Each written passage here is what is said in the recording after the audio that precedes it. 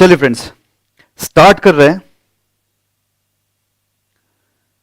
सबसे पहला कंसेप्ट, आपको अभी कुछ भी नहीं लिखना है। आज के लेक्चर में आपको कुछ भी नहीं लिखना है। पूरा ध्यान दीजिएगा, क्योंकि आज के टॉपिक पे आगे का पूरा बेस आपका डिपेंडेंट है। Right friends? तो बिल्कुल आपको लिखना नहीं है। ये बहुत ही अच्छे से हैंड रिटन नोट्स मैंने बनाया हुआ है। ठीक है, जो कंसेप्ट बुक है वो ऐसा ही है, सिंपल लैंग्वेज में आपको दिया हुआ है। सो अभी आप लिखने का कोई टेंशन मत लीजिएगा, बहुत अच्छे से प्रेजेंट करके रखा है। Right friend? अच्छे से नोट्स बनाया हुआ है जो आपको आराम से समझ में आएगा। और जो लैंग्वेज है, मैक्सिमम लैंग्वेज आपके मॉड्यूल का है, तो आपको इसमें कोई दिक्कत नहीं जाएगा। एग्जाम में आप ये लैंग्वेज यूज कर सकते हो। Right friends? तो सबसे पहले sir ji, cost and management accounting में पहला वर्ड है सर जी कॉस्ट। वहां से शुरुआत करते हैं। जी हाँ सर जी, कॉस्ट से शुरुआत करते हैं। सो कॉस्ट क्या है? Cost is a monetary sacrifices done to achieve some objective. हाँ, ध्यान से सुनिएगा क्या बोला मैंने। Cost is monetary sacrifices done to achieve some objective. अच्छा sir ji, monetary sacrifices done to achieve some objective. अब आपसे मैं एक्सपेक्ट कर रहा हूं सीए फाउंडेशन, ठीक है, आपने क्लियर करना था, आपको एग्जाम देना था, तो आपने क्या मॉनेटरी सैक्रिफाइसेस दिया। आपको सीए करना, ये आपका ऑब्जेक्टिव है। ठीक है, ध्यान से सुनिएगा। सो कॉस्ट क्या है? Monetary sacrifices done to achieve some objective. तो आपका ऑब्जेक्टिव था सीए फाउंडेशन क्लियर करना। एग्जाम वगैरह आपने दे दिया और 100% आप क्लियर होने वाले हो। तो जल्दी से बताइए, आपने वो आपका ऑब्जेक्टिव अचीव करने के लिए सैक्रिफाइस क्या किया है? चलिएगा, जल्दी से आप आंसर दीजिए। What monetary sacrifices you have done to achieve your objective to clear your foundation exam? अच्छा, examination fees, very good. Registration fees, okay. सबसे पहले तो भाई इंस्टीट्यूट को डोनेशन दिया रहेगा। Right friends? ठीक है, तो इंस्टीट्यूट को डोनेशन आपने दिया है, रजिस्ट्रेशन फीस आपने किया, एग्जाम फीस दिया, बस इतना ही कॉस्ट आपको लगा है क्या? अच्छा, स्टडी मटेरियल का कॉस्ट आपको लगा है। चलो जल्दी जल्दी आंसर दीजिएगा। और क्या है? अच्छा, कोचिंग फीस, ओके, सबसे ज्यादा तो आपने कोचिंग फीस पे किया रहेगा। Okay, tuition fees, examination fees, registration fees, okay. और कुछ? अच्छा, ट्रांसपोर्टेशन एक्सेट्रा, वेरी गुड। यानी क्लासेस तक वगैरह, एग्जाम हॉल तक आपको ट्रांसपोर्टेशन आपने किया रहेगा। ओके, और क्या क्या? फटाफट लिखिएगा।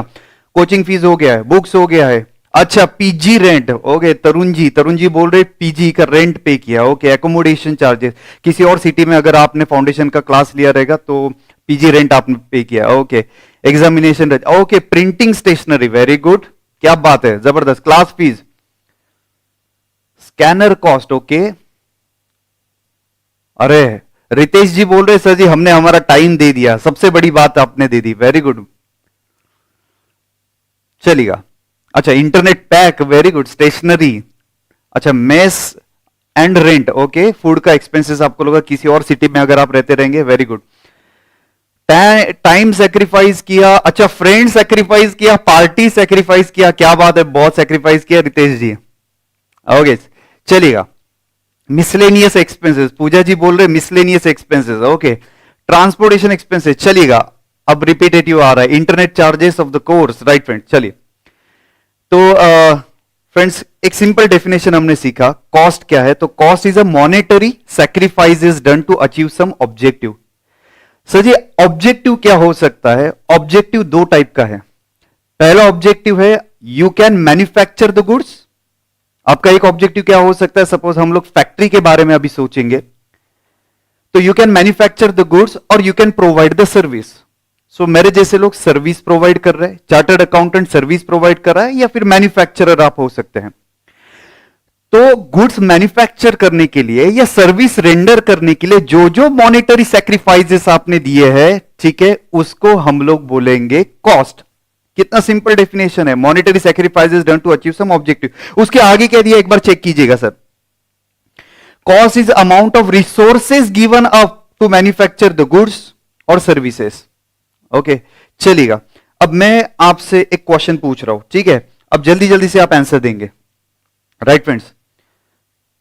ये जो मोबाइल है, सपोज मोबाइल मैन्युफैक्चरिंग कंपनी है, आपका मोबाइल मैन्युफैक्चरिंग कंपनी है, तो ये मोबाइल मैन्युफैक्चर करने के लिए आपको क्या लगता है क्या क्या मॉनेटरी सैक्रिफाइसेस आपने दिया रहेगा? ये मोबाइल मैन्युफैक्चर करना था, आपने मॉनेटरी सेक्रीफाइसेस क्या क्या किया है, so that we can understand the cost. चलिए चलिए फटाफट से, अब मुझे इसका आंसर चाहिए। What is the monetary sacrifices you have done if you are a manufacturer of this phone? आप फोन मैन्युफैक्चर कर रहे हो, मॉनेटरी सेक्रीफाइसेस बताइएगा। चलो जल्दी जल्दी एक साथ मुझे चाहिए, एक एक मत बताइए कि मटेरियल लगेगा एक्सेट्रा, एक फटाफट आप मुझे एक बताइएगा। Okay okay very good. कोई बोल रहा है कि कैमरा मुझे लगेगा। ओके ये मैन्युफैक्चर करने के लिए कैमरा लगेगा। सपोज मैं खुद कैमरा मैन्युफैक्चर करूंगा या किसी और से ये कैमरा में परचेज करूंगा। ओके ओके रॉ मटेरियल लगेगा। वेरी गुड, रॉ मटेरियल लगेगा, जैसे ग्लास लगेगा, बैटरी इसमें लगने वाला है, या फिर ये जो मेटल है एक्सेट्रा वो लगने वाला है। ओके उसके बाद ओके इलेक्ट्रिसिटी बिल लगेगा। ओके वेरी गुड, रेंट लगेगा, इलेक्ट्रिसिटी लगेगा, लेबर लगेगा, कैपिटल इन्वेस्टमेंट करना पड़ेगा। ओके तो सौरभ जी बोल रहे मटेरियल, लेबर, स्टोरेज, ट्रांसपोर्टेशन, क्या बात है, very good. Okay sir only rent, raw material और क्या है, लेबर है, raw material, okay motherboard, memory, camera, screen etcetera. क्या बात है फ्रेंड, जबरदस्त। Glass, camera, all factory expenses, labour expenses, marketing expenses. Okay battery, camera लगेगा, सैलरी लगेगा। क्या बात है, सौरभ जी बराबर आंसर दे रहे, salary, office rent, electricity cost. Okay electricity, rent, wages, material. क्या बात है friends. Okay innovation and research fees, very good. वंश इन्होंने आंसर दिया, इनोवेशन लगना करना पड़ेगा, रिसर्च करना पड़ेगा ऑब्वियसली। सपोज ये एप्पल का फोन है, एप्पल कंपनी काफी सारा रिसर्च करता है, डेवलपमेंट करता है। क्या बात है, वेरी गुड, इनोवेशन वगैरह करना पड़ेगा, उसका एक्सपेंसेस लगेगा, डिलीवरी चार्जेस लगेगा, टैक्सेस, क्या बात है, जीएसटी वगैरह लगेगा, जबरदस्त। ओके उसके बाद spare part, very good, spare part expenses लगेगा। ओके पेटेंट का कॉस्ट, क्या बात है, अगर सॉफ्टवेयर वगैरह किसी और से मैंने लिया रहेगा तो पेटेंट और कॉपीराइट पे करना पड़ेगा, रॉयल्टी पे करना पड़ेगा। शाबाश आकांक्षा जी एंड भावेश, इन्होंने बोला कि रॉयल्टी पे करना पड़ेगा, पेटेंट्स पे करना पड़ेगा। क्या बात, इंटरेस्ट कॉस्ट, ठीक है मुकुल जी, इंटरेस्ट कॉस्ट बाद में डिस्कस करता हूं। ओके प्रोसेसर का, एडवर्टाइजमेंट, ओके सक्षम, इन्होंने बहुत जबरदस्त आंसर दिया है, एडवर्टाइजमेंट। ओके चलेगा, now stop answering. Okay advertisement, machinery charges, machine charges, royalty, new technology के लिए इन्वेंशन करना पड़ेगा, वारंटी। क्या बात है, जबरदस्त। नाउ स्टॉप आंसर, अब आंसर देना बंद कर दीजिए, बहुत ही अच्छे से आपने आंसर दिया। तो आपको एक आइडिया आ रहा है कि कॉस्ट क्या है। Monetary sacrifices done to achieve some objective. Objective दो तरीके के हो सकते हैं, आप गुड्स मैन्युफैक्चर कर सकते हो या फिर आप सर्विस रेंडर कर सकते हो। ध्यान से, आप गुड्स मैन्युफैक्चर कर सकते हो या फिर आप सर्विस रेंडर कर सकते हो, तो उसके लिए जो मॉनेटरी सैक्रिफाइसेस है उसको हम लोग बोलेंगे कॉस्ट। ये डेफिनेशन आने का चांसेस एग्जाम में बहुत ही कम है, लेकिन हम लोग कॉस्टिंग सीख रहे हैं, ठीक है। तो कॉस्ट, कॉस्टिंग, कॉस्ट अकाउंटिंग, ये बेसिक मीनिंग पता होना चाहिए। That's why I have taken this all this definition. लेकिन ये ओल्ड सिलेबस में 80s 90s में एक दो बार पूछा था, उसके बाद कभी भी ये थियरी क्वेश्चन पूछा नहीं है। ये अपने अंडरस्टैंडिंग के लिए आगे। वेरी गुड, चलिए अब आगे बढ़ते हैं। एक छोटा सा डेफिनेशन है फ्रेंड्स, कॉस्टिंग। ओके कॉस्टिंग क्या है, तो technique and process of ascertainment of cost. Technique and process of ascertainment of cost. जैसे आप अकाउंटिंग करते हो तो कुछ टेक्निक है, कुछ प्रोसेस है, उससे आप अकाउंटिंग करते हो, वैसे ही कॉस्टिंग है। अब लास्ट डेफिनेशन है फ्रेंड्स आज के लिए, इसके बाद बहुत ही ज्यादा इंटरेस्टिंग पार्ट स्टार्ट होने वाला है, बहुत बहुत बहुत इंटरेस्टिंग लेक्चर होने वाला है फ्रेंड्स, ठीक है। तो ये एक लास्ट डेफिनेशन है, कॉस्ट हो गया, कॉस्टिंग हो गया, अब आ गया आपका कॉस्ट अकाउंटिंग। सिंपल भाई, खर्चा, एक्सपेंसेस, आपने जो अभी अभी बोला कॉस्ट इनकर हुआ, एक्सपेंसेस इनकर हुआ, वहां से लेके, ठीक है, वो आपने रिकॉर्ड किया, जो जो खर्चा है, एक्सपेंसेस जो जो है वो आपने रिकॉर्ड किया, you have recorded all the expenses from that point till the preparation of systematic, ठीक है, कॉस्ट शीट। जो जो प्रोसेस आप करते हो वो कॉस्ट अकाउंटिंग है। ओके लास्ट लेक्चर में मैंने आपको बताया था अल्टीमेट एम क्या है कॉस्टिंग में, कॉस्ट शीट प्रिपेयर करना, ठीक है। तो खर्चा रिकॉर्ड करने से प्रेजेंटेशन ऑफ कॉस्ट शीट, जो जो आप स्टेप परफॉर्म करते हैं, it is a cost accounting. काफी सिंपल डेफिनेशन था। देखिए, the process of accounting for cost which begins with recording of income expenditure, पहले खर्चा वगैरह रिकॉर्ड किया और उसके बाद एक प्रिपरेशन किया, पीरियोडिकल स्टेटमेंट। हम लोग कॉस्टिंग में क्या प्रिपेयर करने वाले, we are going to prepare cost sheet. Okay, चलिएगा फ्रेंड्स, ये 3 डेफिनेशन कवर कर लिया, ठीक है। बोलते रहिएगा 3 डेफिनेशन कौन सा था। सबसे पहला डेफिनेशन था आपका कॉस्ट। कॉस्ट क्या है, monetary sacrifices done to some objective.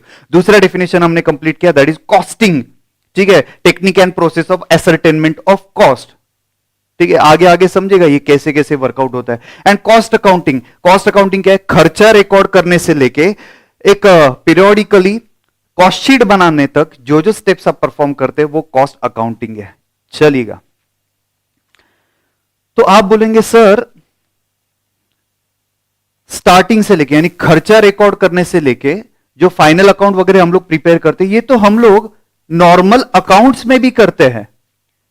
तो ये नॉर्मल अकाउंटिंग में और कॉस्ट अकाउंटिंग में क्या डिफरेंस है, ये क्वेश्चन तो आना चाहिए, क्योंकि खर्चा वहां पे ही रिकॉर्ड करते हैं। Trading profit and loss account आप वहां पे भी प्रिपेयर करते हो, पीरियोडिकल स्टेटमेंट आप वहां पे भी प्रिपेयर करते हो। तो सर ये डबल मेहनत क्यों करना, हम लोग ऑलरेडी अकाउंट्स प्रिपेयर करें सारे कंपनीज के लिए, सारे फैक्ट्रीज के लिए, ऑर्गेनाइजेशन के लिए अकाउंट्स मेंटेन करना कंपलसरी है।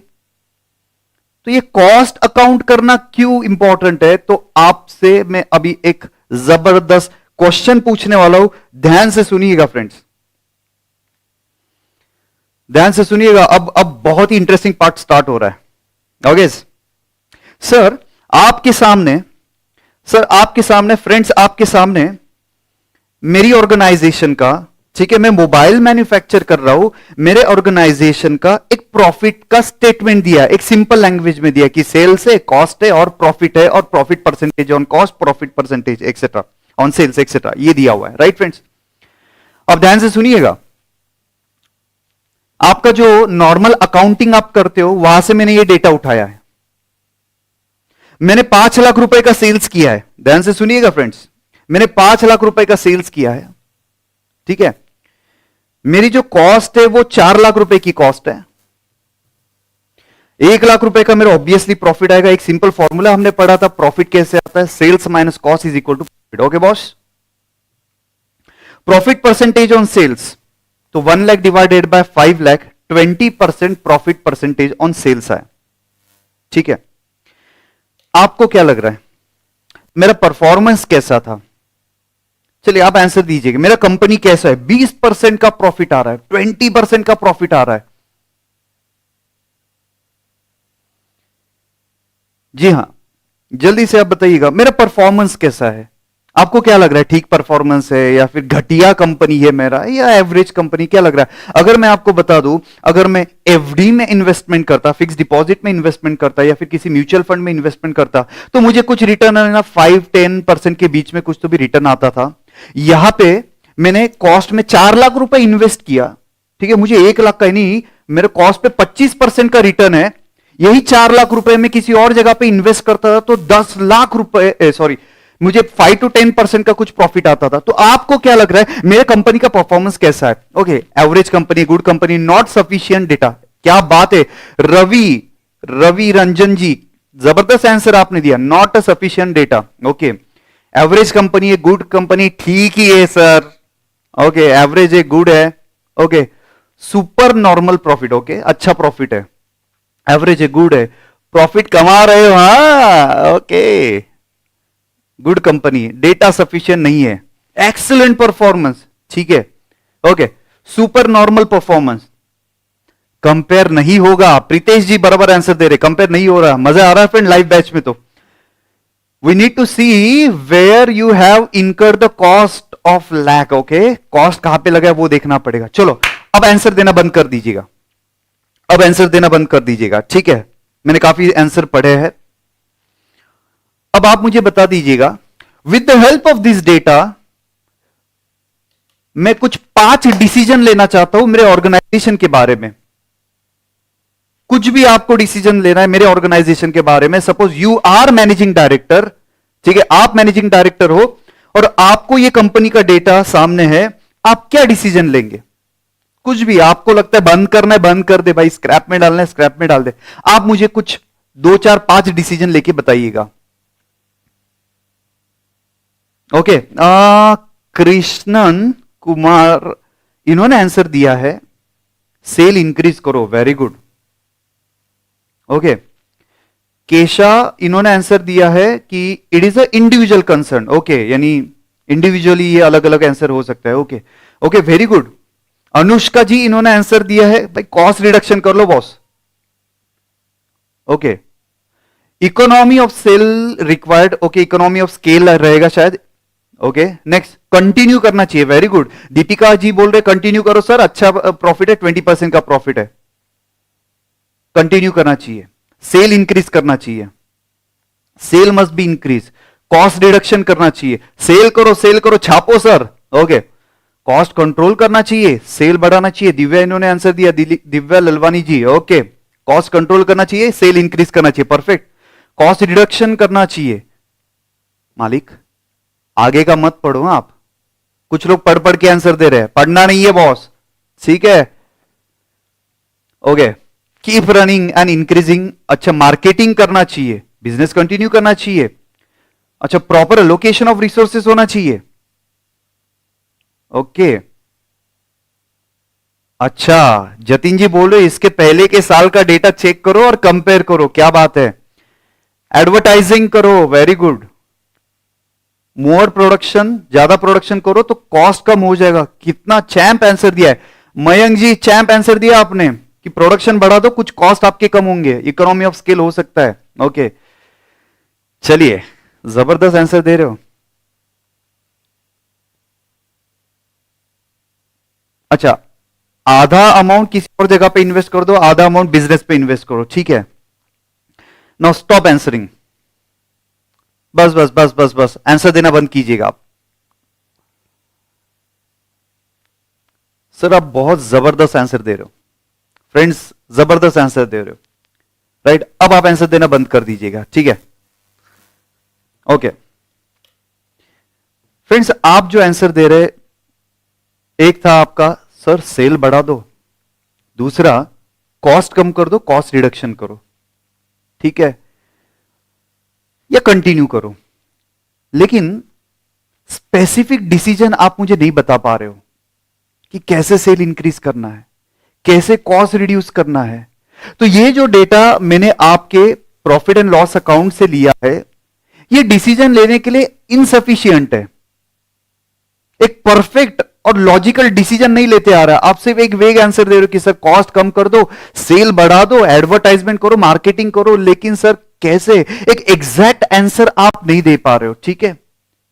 तो with the help of this, आपने ज्यादा से ज्यादा 3 डिसीजन दिए।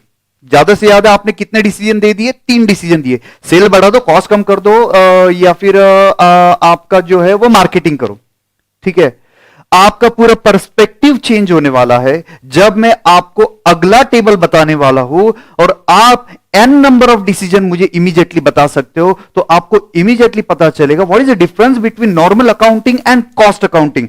फ्रेंड्स, ये रहा आपके सामने, ये रहा आपके सामने इनसफिशियंट डेटा। दीपिका जी बहुत ही अच्छा आंसर दिया, इनसफिशियंट डेटा। लोकेश जी बोल रहे वी कैन नॉट डिटरमाइन। अब आपके सामने एक जबरदस्त डेटा है, देखिएगा ये डेटा, ध्यान से देखिएगा, गौर से देखिएगा ये डेटा में। ओके सर जी, वो जो 5 लाख का सेल है, 4 लाख का कॉस्ट है, 1 लाख का जो प्रॉफिट है और प्रॉफिट का परसेंटेज है, उसका मैंने प्रोडक्ट वाइज ब्रेकअप दिया है।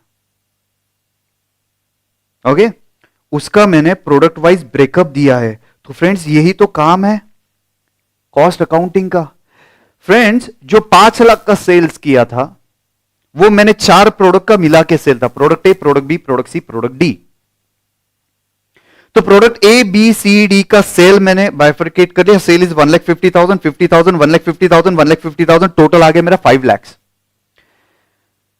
ठीक है फ्रेंड्स, 2 मिनट मुझे पूरा एक्सप्लेन करने दीजिएगा, उसके बाद में आपका जो आंसर है वो चेक करता हूं, ठीक है। I know you are very excited, आपको बहुत अच्छे से समझ में आ रहा है।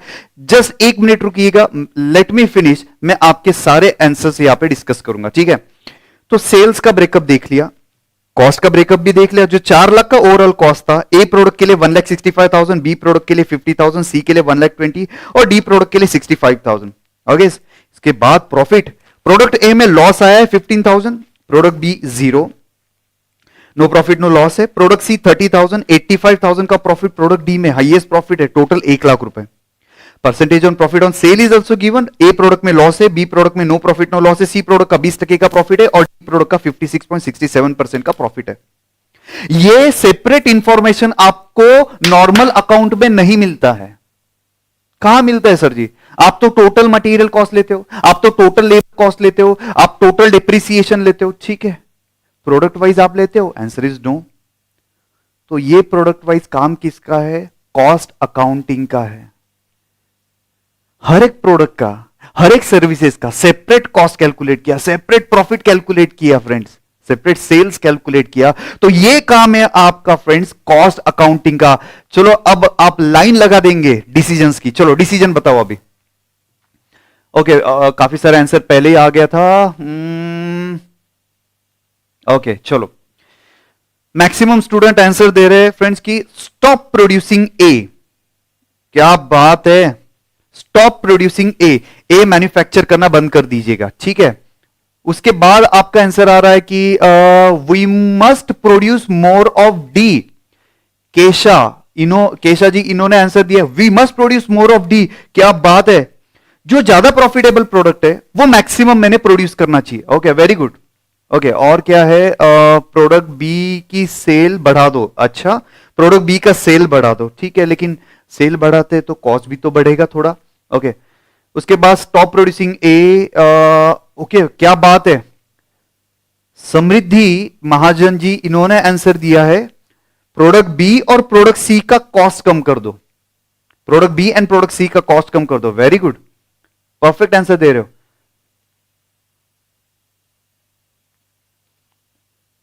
आकांक्षा जी इन्होंने आंसर दिया है if demand of product A is more then continue with cost reduction for goodwill concern. Ma'am ये आपने सीए फाइनल का आंसर दे दिया, चैंप हो आप तो। ये सीए फाइनल में एक्सपेक्टेड है ऐसे आंसर्स, जबरदस्त है आप लोग। ओके तो इन्होंने आंसर दे दिया कि भाई कुछ गुडविल भी तो रहता है सर, ठीक है। ऐसा नहीं है कि हम लोगों ने डिसकंटिन्यू कर दिया तो हमारे जो लॉयल कस्टमर है वो कहां जाएंगे, राइट। तो एक तो उसमें कॉस्ट रिडक्शन करो, ठीक है, और एज अ गुडविल जिसका लॉन्ग टर्म इंपैक्ट होता है उसके लिए कंटिन्यू करो। I am very Impress with this answer. Okay so product ए को बंद कर दो। चलो demand is more, okay continue. चलो सो फ्रेंड्स कितने आप स्पेसिफिक आंसर दे रहे हो? आप आंसर नहीं दे सकते थे इसमें, बस आपने एक वेग आंसर दिया, सेल बढ़ा दो, कॉस्ट कम कर दो, ठीक है, और क्या आंसर था? मार्केटिंग करो, ठीक है। बहुत ही वेग आंसर था, लेकिन स्पेसिफिक जो आप डिसीजन ले पा रहे हो with the help of this cost accounting data, जहां पे मैंने हर एक प्रोडक्ट का सेल सेपरेट किया है, हर एक प्रोडक्ट का कॉस्ट सेपरेट किया, हर एक प्रोडक्ट का प्रॉफिट सेपरेट किया है। तो ये काम किसका है फ्रेंड? कॉस्ट अकाउंटिंग का काम है। तो यहां से आपने कितने डिसीजन लिए, मैं ही गिना देता हूं आपने कितने डिसीजन लिए। पहला डिसीजन बोल रहे ए को डिसकंटिन्यू कर दो, दूसरा ए का कॉस्ट रिड्यूस करने की कोशिश करो, तीसरा अगर गुडविल अफेक्ट होएगा तो कंटिन्यू करना पड़ेगा, फोर्थ बोल रहे हैं कि बी जो प्रोडक्ट है उसका सेल बढ़ाने की कोशिश करो, ठीक है, और उसकी कॉस्ट कम करने की कोशिश करो सो दैट बी भी प्रॉफिटेबल हो जाएगा। फिर कुछ स्टूडेंट बोल रहे हैं कि जो प्रोडक्ट सी है उसकी कॉस्ट कम करने की कोशिश करो, वो प्रॉफिटेबल है लेकिन कॉस्ट रिड्यूस करने की कोशिश करो, कॉस्ट कंट्रोल करने की कोशिश करो। और मैक्सिमम स्टूडेंट ने आंसर दिया, सिक्स आंसर मैं आपके सामने दे रहा हूं, मैक्सिमम स्टूडेंट आंसर दे रहे sir maximum you should sell product D. आपने ज्यादा से ज्यादा प्रोडक्ट डी बेचना चाहिए क्योंकि उसमें प्रॉफिट परसेंटेज सबसे ज्यादा है। योगेश तो सर आपने 6 to 7 फ्रेंड्स 6 to 7 आंसर्स आपने दे दिया with the help of this cost accounting data. तो आपको पता चल रहा है importance of this cost accounting? Yes और नो? कितना इंपॉर्टेंट है ये कॉस्ट अकाउंटिंग?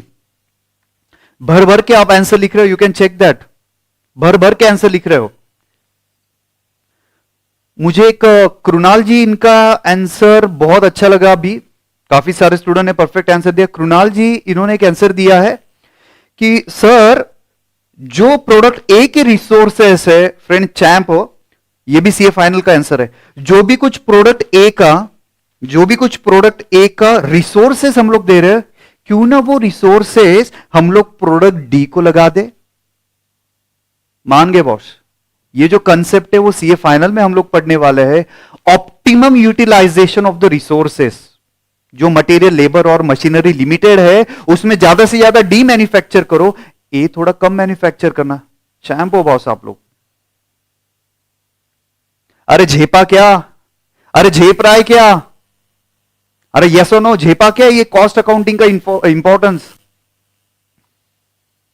जल्दी रिप्लाई कीजिएगा फ्रेंड्स, लाइव बैच है।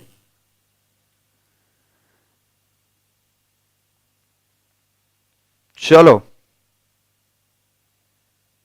ओके, प्रोडक्ट ए की रिसोर्स बी सी डी में लगा सकते हो। Perfect sir. अरे तोड़ मालिक, समझ में आ रहा है क्या? Big yes. ओके, रिसोर्सेज लगा दो, बराबर है। ए के रिसोर्सेज बी और सी में लगा दो। परफेक्ट है सर, समझ में आया बॉस?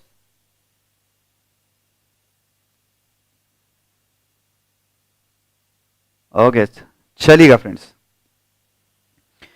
तो अब एक इंपॉर्टेंट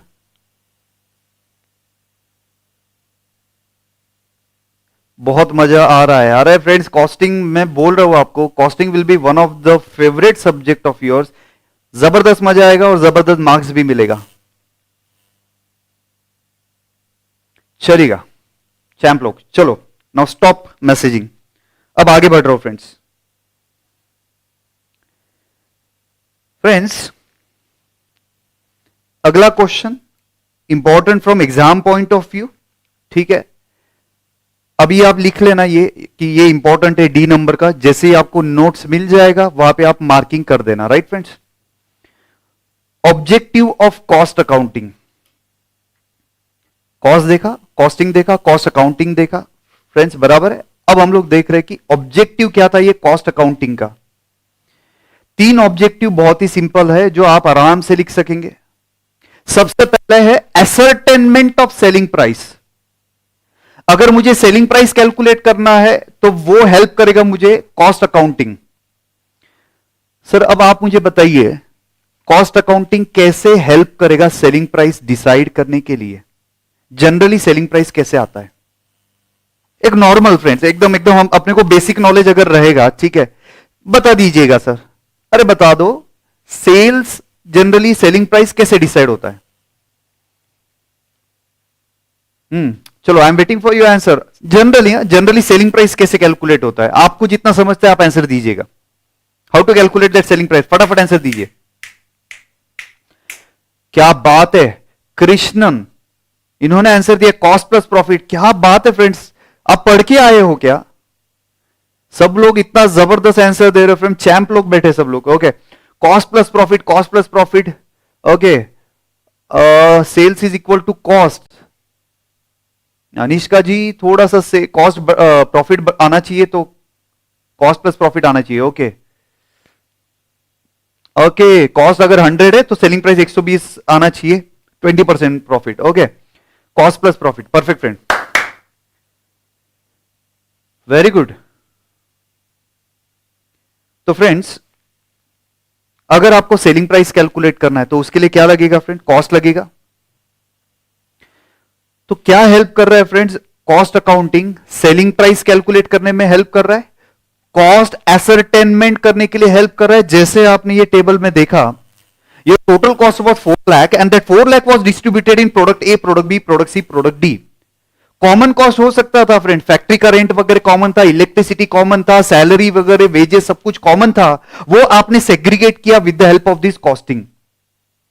तो आप हर एक प्रोडक्ट का सेपरेट कॉस्ट कैलकुलेट कर सकते हैं, हर एक प्रोडक्ट का सेपरेट सेलिंग प्राइस कैलकुलेट कर सकते हैं। तो obviously if you have selling price, if you have cost, difference between the selling price is your profit. क्या बात है friend, difference between selling price and cost is your profit. तो ये तो आराम से आप एग्जाम में लिख सकते हो। ऑब्जेक्टिव ऑफ कॉस्ट अकाउंटिंग क्या है भाई? कॉस्ट कैलकुलेट करना, उसके बेसिस पे सेलिंग प्राइस कैलकुलेट करना। आप ही तो आंसर दे रहे हो, cost plus profit is equal to selling price. और एक बार कॉस्ट आ गया, सेलिंग प्राइस आ गया, तो उसके बाद क्या आएगा? हर एक प्रोडक्ट का, हर एक एक्टिविटी का, हर एक सर्विसेज का प्रॉफिट कैलकुलेट करने में वो हेल्प करेगा।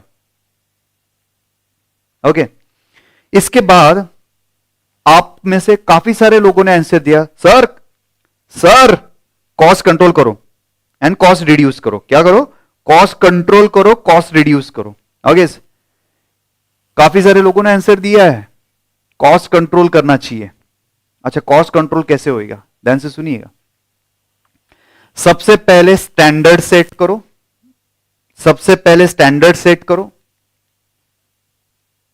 देन एक्चुअल कैलकुलेट करो, एक्चुअल परफॉर्मेंस चेक करो, कंपेयर कीजिएगा स्टैंडर्ड विथ एक्चुअल, कंपेयर कीजिएगा स्टैंडर्ड विथ द एक्चुअल।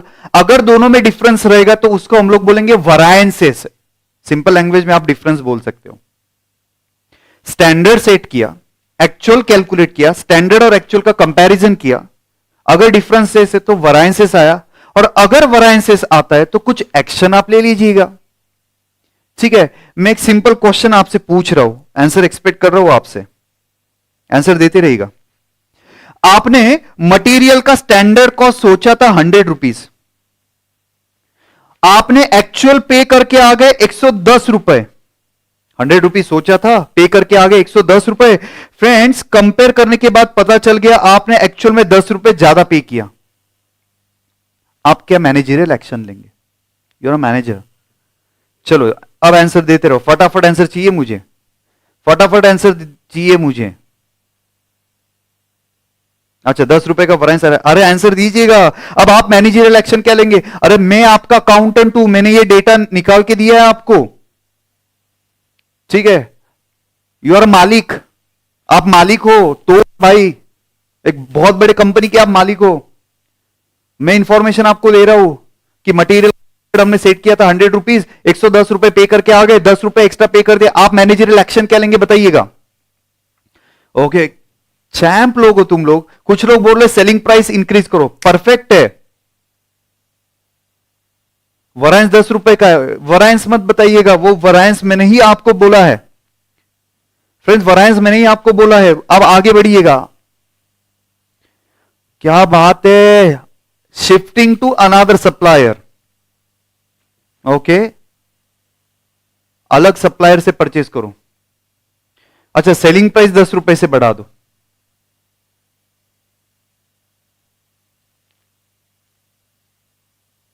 अच्छा, स्टैंडर्ड बढ़ा दो, क्या बात है, सेलिंग प्राइस इंक्रीज करो।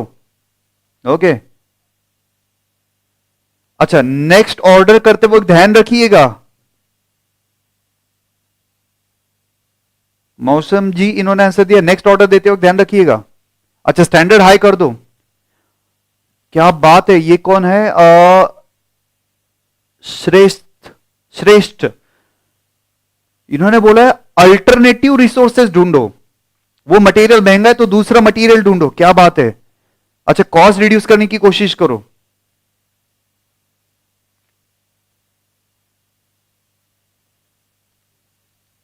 ओके, कम करने की, प्रॉफिट इंक्रीज करने की कोशिश करो सेलिंग प्राइस बढ़ाने से। अक्षय जी, चैंप, आप बोल रहे हो निगोशिएशन करो। ओके, वेरी गुड, सप्लायर से निगोशिएशन करो नेक्स्ट टाइम से। ओके, वेरी गुड, डिस्काउंट ये करो। सर, आपने वो इकोनॉमी ऑफ स्केल इकोनॉमिक्स में पढ़ा था, थोड़े बल्क क्वांटिटी में अगर आप परचेस करेंगे तो आपको कॉस्ट कम लग सकता है, थोड़ा डिस्काउंट मिल सकता है। ठीक है, क्वांटिटी का डिस्काउंट आपको मिल ही सकता है, राइट फ्रेंड्स। हर्ष ने एक और करेक्ट आंसर दिया है कि नेक्स्ट बेस्ट अल्टरनेटिव। जबरदस्त आंसर दे रहे हो, ठीक है। तो समझ में आया फ्रेंड्स, कॉस्ट अकाउंटिंग में कॉस्ट कंट्रोल कैसे होएगा। सबसे पहले ओके ओके, आंसर देना बंद कर दीजिए, परफेक्ट है, परफेक्ट है, आप सभी लोगों के आंसर परफेक्ट है। ओके, आपका आंसर भी यही था, परफेक्ट है, बल्क क्वांटिटी में परचेस करो, एकदम परफेक्ट है। नेक्स्ट बेस्ट अल्टरनेटिव ईओक्यू, ठीक है, ईओक्यू अभी नए स्टूडेंट है तो इनको पता नहीं रहेगा, इसलिए मैं उसके बारे में नहीं बता रहा हूं। चलेगा फ्रेंड, 4 कॉस्ट अकाउंटिंग ऑब्जेक्टिव अपने कंप्लीट हो गया। कॉस्ट कैलकुलेट किया, सेलिंग प्राइस कैलकुलेट किया, प्रॉफिट कैलकुलेट किया, हर एक सर्विसेज का, हर एक एक्टिविटी का। फोर्थ था कॉस्ट कंट्रोल किया। अच्छा, कॉस्ट कंट्रोल कैसे किया? पहले तो स्टैंडर्ड सेट किया, एक्चुअल कैलकुलेट किया, स्टैंडर्ड और एक्चुअल कंपेयर किया। अगर डिफरेंस है तो हमने उस पर कुछ मैनेजरियल एक्शन दिया। मैंने आपको एक छोटा सा मटेरियल का एग्जांपल दिया और आपने मुझे कम से कम 50 to 60 आंसर दे दिए। आगे तो ये कॉस्ट कंट्रोल हो सकता है। इसके बाद अगला कंसेप्ट है फ्रेंड्स, कॉस्ट रिडक्शन। अच्छा, कॉस्ट रिडक्शन क्या है? ये एक थियरी क्वेश्चन कम से कम अब तक 15 बार एग्जाम में आ चुका है। What is the difference between cost control and cost reduction? ये आगे हम लोग थर्ड या फोर्थ लेक्चर में डिस्कस करने वाले हैं, जब पूरा अपने को नॉलेज आ जाएगा। ठीक है, कॉस्ट रिडक्शन आप सिंपल ये समझिएगा, प्रोडक्ट का क्वालिटी अफेक्ट किए बिना, प्रोडक्ट का क्वालिटी अफेक्ट किए बिना, यूटिलिटी अफेक्ट किए बिना अगर आप कुछ कॉस्ट लॉन्ग टर्म में कम करते हो तो यह आएगा आपका cost reduction. Friends, cost control, अभी यही जो एग्जांपल है वो मैं कंटिन्यू रखता हूं, आपको बहुत अच्छे से समझ में आएगा। आगे फ्रेंड्स, ये जो मटेरियल था वो 110 रुपीज में मिल रहा था, तो आपने थोड़ा सस्ता कम क्वालिटी का मटेरियल परचेज किया, तो ये हो सकता है कॉस्ट कंट्रोल में, नहीं हो सकता कॉस्ट रिडक्शन में, क्योंकि क्वालिटी खराब नहीं होनी चाहिए। ये दोनों में डिफरेंस है। ओके, आगे बहुत अच्छे से हम लोग डिस्कस करने वाले हैं। Okay, next and last, assist the management in decision making. जी हाँ, ऑब्जेक्टिव क्या है last? Assist management in decision making. आपने जो डिसीजन दिए वही डिसीजन में यहां पे लिख रहा हूं, आपने क्या क्या डिसीजन दिया। रिसोर्स यूटिलाइजेशन, अरे आपने आंसर दिया है, प्रोडक्ट ए के रिसोर्सेज प्रोडक्ट डी के लिए यूटिलाइज करो, प्रोडक्ट ए के रिसोर्सेज बी और सी के लिए यूटिलाइज करो। ओके, एग्जैक्टली कहां पे कॉस्ट कंट्रोल करना है, एग्जैक्टली कहां पे कॉस्ट रिडक्शन करना है। ठीक है, इसके बाद कितना मिक्स होना चाहिए कौन से प्रोडक्ट का, वो डिसीजन लेना है। आपने डिसीजन दिया भाई कंटिन्यू करना चाहिए या शट डाउन करना चाहिए, तो आपने जो आंसर दिया वही मैं लिख रहा हूं, और आपने एकदम परफेक्ट आंसर दिया है, चैंप लोगों जैसा आपने आंसर दिया है। राइट फ्रेंड्स, तो क्या हो गया, 5 ऑब्जेक्टिव फिट कर दो, ये एग्जाम में आ सकता है, आप अच्छे से छाप के आएंगे फ्रेंड्स। 5 ऑब्जेक्टिव क्या है? सबसे पहला ऑब्जेक्टिव है कॉस्ट एसरटेनमेंट करना, सेलिंग प्राइस कैलकुलेट करना एंड प्रॉफिट एसरटेन करना। किसका? ये तीनों का कॉमन है। किसका करना है ये फ्रेंड्स? हर एक प्रोडक्ट का, हर एक सर्विसेज का और हर एक एक्टिविटी का। नेक्स्ट वन था आपका कॉस्ट कंट्रोल करना, कॉस्ट रिडक्शन करना। इसको आप अलग अलग लिख सकते हो और एक साथ लिख सकते हो। कॉस्ट कंट्रोल करने में हमने क्या देखा भाई, पहले स्टैंडर्ड सेट करो, एक्चुअल के साथ कंपेयर करो, डिफरेंस आता है तो वैरिएंस हम लोग बोलेंगे उसको, और take some managerial action. Perfect है, समझ गया। और उसके बाद वाला लास्ट पॉइंट था मैनेजर को डिसीजन लेते वक्त असिस्ट करो।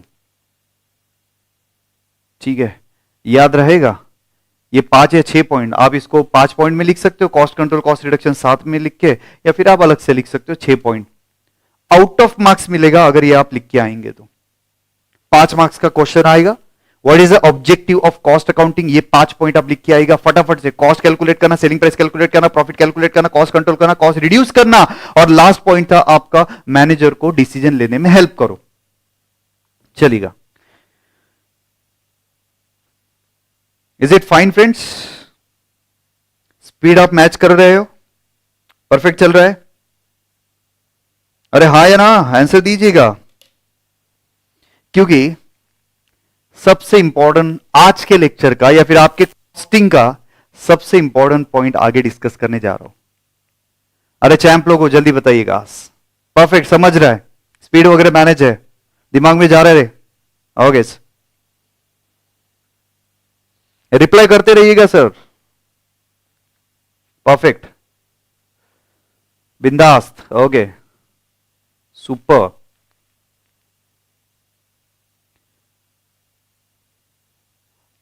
दीपिका जी, ये जो नोट्स है ये डायरेक्टली आपको मिलने वाला है, ठीक है? तो आपको अगर बाद में शॉर्ट नोट्स बनाना है तो आप बना सकते हो, लेकिन ये मैं ऑलरेडी एज इट इज यही फॉन्ट में ऐसे ही इसमें आपको हैंड रिटन ही ये बुक मिलने वाला है। ठीक है, तो फिलहाल आप ध्यान दीजिएगा, आपको अगर लिखना है तो बाद में आप शॉर्ट पॉइंट्स निकाल सकते हो, लेकिन नो नीड, ये यानी ऑलरेडी अच्छे से बना के दिया है। ठीक है, अरे झेपा, अरे वाह, कौन है? प्रीतेश जी, इनको झेपा।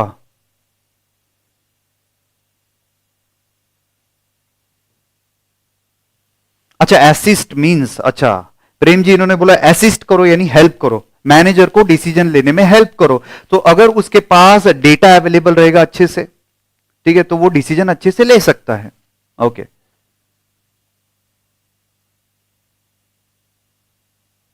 अच्छा, असिस्ट मैनेजमेंट में तीसरा पॉइंट कौन सा है? ओके, प्रोडक्ट मिक्स है सर, प्रोडक्ट मिक्स। ए का कितना क्वांटिटी बेचना, बी का कितना क्वांटिटी बेचना, सी का कितना क्वांटिटी बेचना, डी का कितना क्वांटिटी बेचना, ये मिक्स आपको करना पड़ेगा ना डिसीजन। आपने तो बोला कि डी प्रोडक्ट ज्यादा है तो उसका सेल ज्यादा होना चाहिए।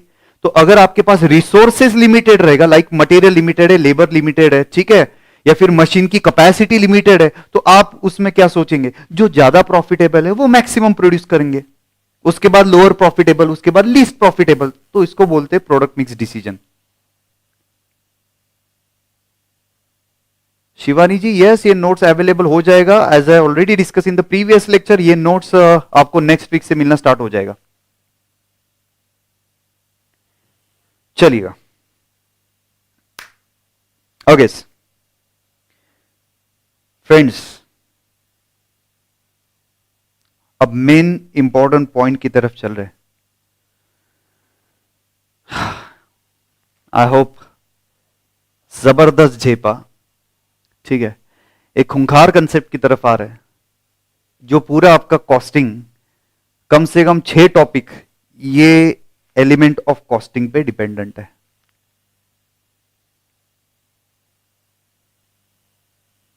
चलिएगा, ध्यान से सुनिएगा। अब ये बुक्स के बारे में जो भी कुछ आप क्वेरी पूछ रहे हैं, I will answer that, don't worry at all. लेकिन एंड में अब सर थोड़ा इंटरेस्ट, बहुत इंटरेस्ट आ रहा है, ठीक है, student are very excited sir, अब जल्दी से आगे का पॉइंट पढ़ाओ, बहुत मजा आ रहा है, यहां तक तो बहुत अच्छे से समझा है। ठीक है, go ahead. Yes, I am Prinkal ji, yes yes yes yes, मजा आ रहा है, आगे जा रहे हैं। अब मुझे आपका 100% यहां पे अटेंशन चाहिए। आजू बाजू जो हो रहा है वो होने दीजिएगा, ठीक है, जो भी कुछ डिस्ट्रैक्शन चल रहा है वो होने दीजिएगा। अब आप यहां पे ध्यान दीजिएगा, कॉस्टशीट के 10 मार्क्स, कॉस्टशीट के 10 मार्क्स, बस ये चार्ट भी अगर आपको आ गया तो आप आराम से ये 10 मार्क्स स्कोर कर सकते हो, और आगे जितने भी टॉपिक है उसमें ये पॉइंट लगने वाला है आगे से। चलिए, एलिमेंट ऑफ कॉस्ट। बॉस, जो आपने, मैंने थोड़ी देर पहले पूछा था कि ये जो मोबाइल था इसमें कौन सा कॉस्ट आ रहा है, तो कुछ लोगों ने आंसर दिया मटेरियल लगेगा सर जी, लेबर लगेगा, कुछ रेंट, फैक्ट्री रेंट वगैरह खर्चा लगेगा, मार्केटिंग का खर्चा लगेगा, ठीक है। तो सर इसका कोई सिस्टमैटिक नहीं है कि सर आप तो ऐसे कुछ भी कहां पे भी लिखेंगे? Answer is no friends. Systematically element of cost, cost is divided into 3 part. पूरा कॉन्सेंट्रेशन चाहिए, पूरा कॉन्सेंट्रेशन यहां पे, ध्यान से सुनिएगा, आपसे बात करो, आपसे या मत देखिएगा। चलिए friends, element of cost, there are 3 element of cost. एक है आपका मटेरियल कॉस्ट, दूसरा है आपका लेबर कॉस्ट, उसको हम लोग बोलेंगे employee, you can use the word labour और एम्प्लॉय कॉस्ट, ठीक है, और तीसरा है एक्सपेंसेस। तो जितने भी खर्चे के एग्जाम्पल आपने मुझे दिए थे उसको हमें 3 पार्ट में कैटेगराइज करना है। एक हो सकता है आपका मटेरियल, दूसरा हो सकता है आपका लेबर और एम्प्लॉय या लेबर, जो भी कुछ आप वर्ड पसंद करो, और तीसरा है आपका एक्सपेंसेस, ठीक है। सर ध्यान से सुनिएगा, material, labour and expenses. Okay sir, समझ गया, आगे बढ़ो जल्दी सर, मजा आ रहा है। तो नेक्स्ट पार्ट है फ्रेंड्स, हर एक category is divided into 2 part. First part is a direct material, another part is a indirect material. Direct labor, indirect labor. Direct expenses, indirect expenses. ठीक है, टेंशन मत लो, आगे पूरा एक्सप्लेन करने वाला हो, डायरेक्ट क्या है इनडायरेक्ट क्या है, इस पे क्वेश्चन आता है एग्जाम में आगे। फिलहाल जस्ट मैं आपको बाइफर्केशन बता रहा हूं। पहले तो 3 मेजर एलिमेंट थे, मटेरियल, लेबर एंड एक्सपेंसेस। फिर उसमें दो कैटेगरी है, direct indirect, direct indirect, direct indirect, direct material, indirect material, direct labour, indirect labour, direct expenses, indirect expenses. ठीक है, अब मेरे जो लाल पेन से लिखा हुआ है, देखिएगा, इसको मैंने आगे कहां पे क्लब किया है? मैंने इसको क्लब किया फ्रेंड ओवरहेड, सर के ऊपर से जाता है। बिल्कुल नहीं फ्रेंड्स, क्या है, ध्यान से सुनिएगा। Indirect material, indirect expenses and indirect labour, वो कहां पे जाने वाला है? आपका ओवरहेड्स। ठीक है, कितना सिंपल है। मटेरियल दो, डायरेक्ट इंडायरेक्ट, लेबर दो, डायरेक्ट इंडायरेक्ट, एक्सपेंसेस दो, डायरेक्ट और इनडायरेक्ट, और जितने भी इनडायरेक्ट मटेरियल, इनडायरेक्ट लेबर और इनडायरेक्ट एक्सपेंसेस है, that we are going to bifurcate into only one head, that is overheads. Overhead सब किधर जाएगा? ओवरहेड। ओके, और ओवरहेड की 3 कैटेगरी, ओवरहेड का 3 category. Okay, production overhead, administration overhead and selling and distribution overhead. Production overhead, administration overhead and selling and distribution overhead. Friends, factory को, आपका जो company है उसको मैं 3 कैटेगरी में डिवाइड करता हूं। ठीक है, एकदम सिंपल समझने के लिए। एक रहेगा आपका प्रोडक्शन फ्लोर, जहां पे रॉ मटेरियल से फाइनल प्रोडक्ट प्रोड्यूस होता है। दूसरा रहेगा आपका एडमिनिस्ट्रेशन। अच्छा, एडमिनिस्ट्रेशन का मतलब क्या है? एक ऑफिस आप एनालाइज कीजिएगा, हर एक फैक्ट्री में एक ऑफिस तो रहेगा फैक्ट्री का, जहां पे मैनेजमेंट वगैरह होएगा, ऑडिटर्स बैठेंगे, अकाउंटेंट बैठेंगे, ठीक है, मैनेजिंग डायरेक्टर्स बैठेंगे। ठीक है, वो एक हो गया आपका ऑफिस। और एक हो गया सर आपका आउटलेट। अच्छा, आउटलेट का मतलब क्या है? आ रहे दुकान, शॉप। ठीक है, तो फ्रेंड, आपका जो इनडायरेक्ट एक्सपेंसेस है वो कहां कहां पे लग सकता है?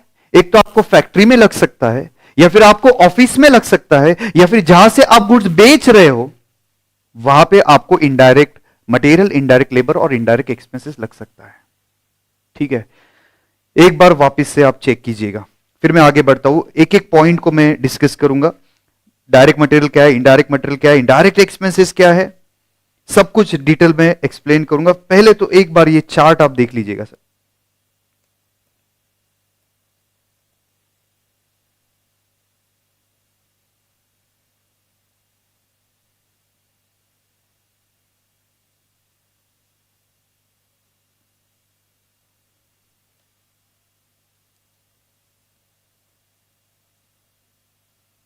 कोई घाई नहीं सर हमें, क्योंकि बेसिक अगर क्लियर है तो आगे बिल्कुल दिक्कत नहीं आएगा। अब भी मैं फास्ट करवा दूं तो कोई मतलब नहीं फ्रेंड्स, चलेगा।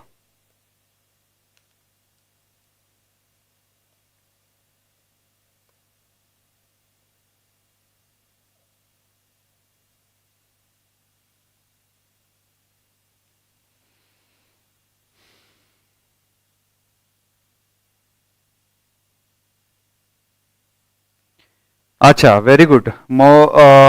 मौसम जी बोल रहे कि ओवरहेड को इनडायरेक्ट कॉस्ट बोल सकते हैं, yes it is an indirect cost. आगे मैं बता रहा हूं, ओवरहेड को सिंपली हम लोग बोलेंगे इनडायरेक्ट कॉस्ट, चलेगा। ओके, चैंप लोग, आपसे बात करो चैंप लोग। एलिमेंट ऑफ कॉस्ट अगर आपको किसी ने पूछा तो मेजर 3 एलिमेंट है, आप बोलते रहेगा फ्रेंड्स। एलिमेंट ऑफ कॉस्ट 3 है, मटेरियल, लेबर, एम्प्लॉय एंड आपका आएगा एक्सपेंसेस। मटेरियल की 2 category, direct indirect material. Labour की 2 कैटेगरी, डायरेक्ट और indirect labour. Overhead sorry expenses की 2 category, direct expenses, indirect expenses. Okay, indirect material, indirect labour, indirect expenses overhead में जा रहा है। किधर जा रहा है? ओवरहेड्स में जा रहा है। और ओवरहेड तीन जगह पे लग सकते हैं, इनडायरेक्ट कॉस्ट तीन जगह पे लग सकता है, फैक्ट्री में लग सकता है, एडमिनिस्ट्रेशन यानी आपके ऑफिस में लग सकता है, या फिर सेलिंग एंड डिस्ट्रीब्यूशन जहां से आप गुड्स बेच रहे हो वहां से लग सकता है। ठीक है हितेश जी, आप टेंशन मत लीजिएगा। इनडायरेक्ट मटेरियल का क्या, मैं direct material, indirect material, direct labour, indirect labour सबके एग्जांपल देने वाला हूं। अभी तो सिर्फ मैंने चार्ट बताया आपको।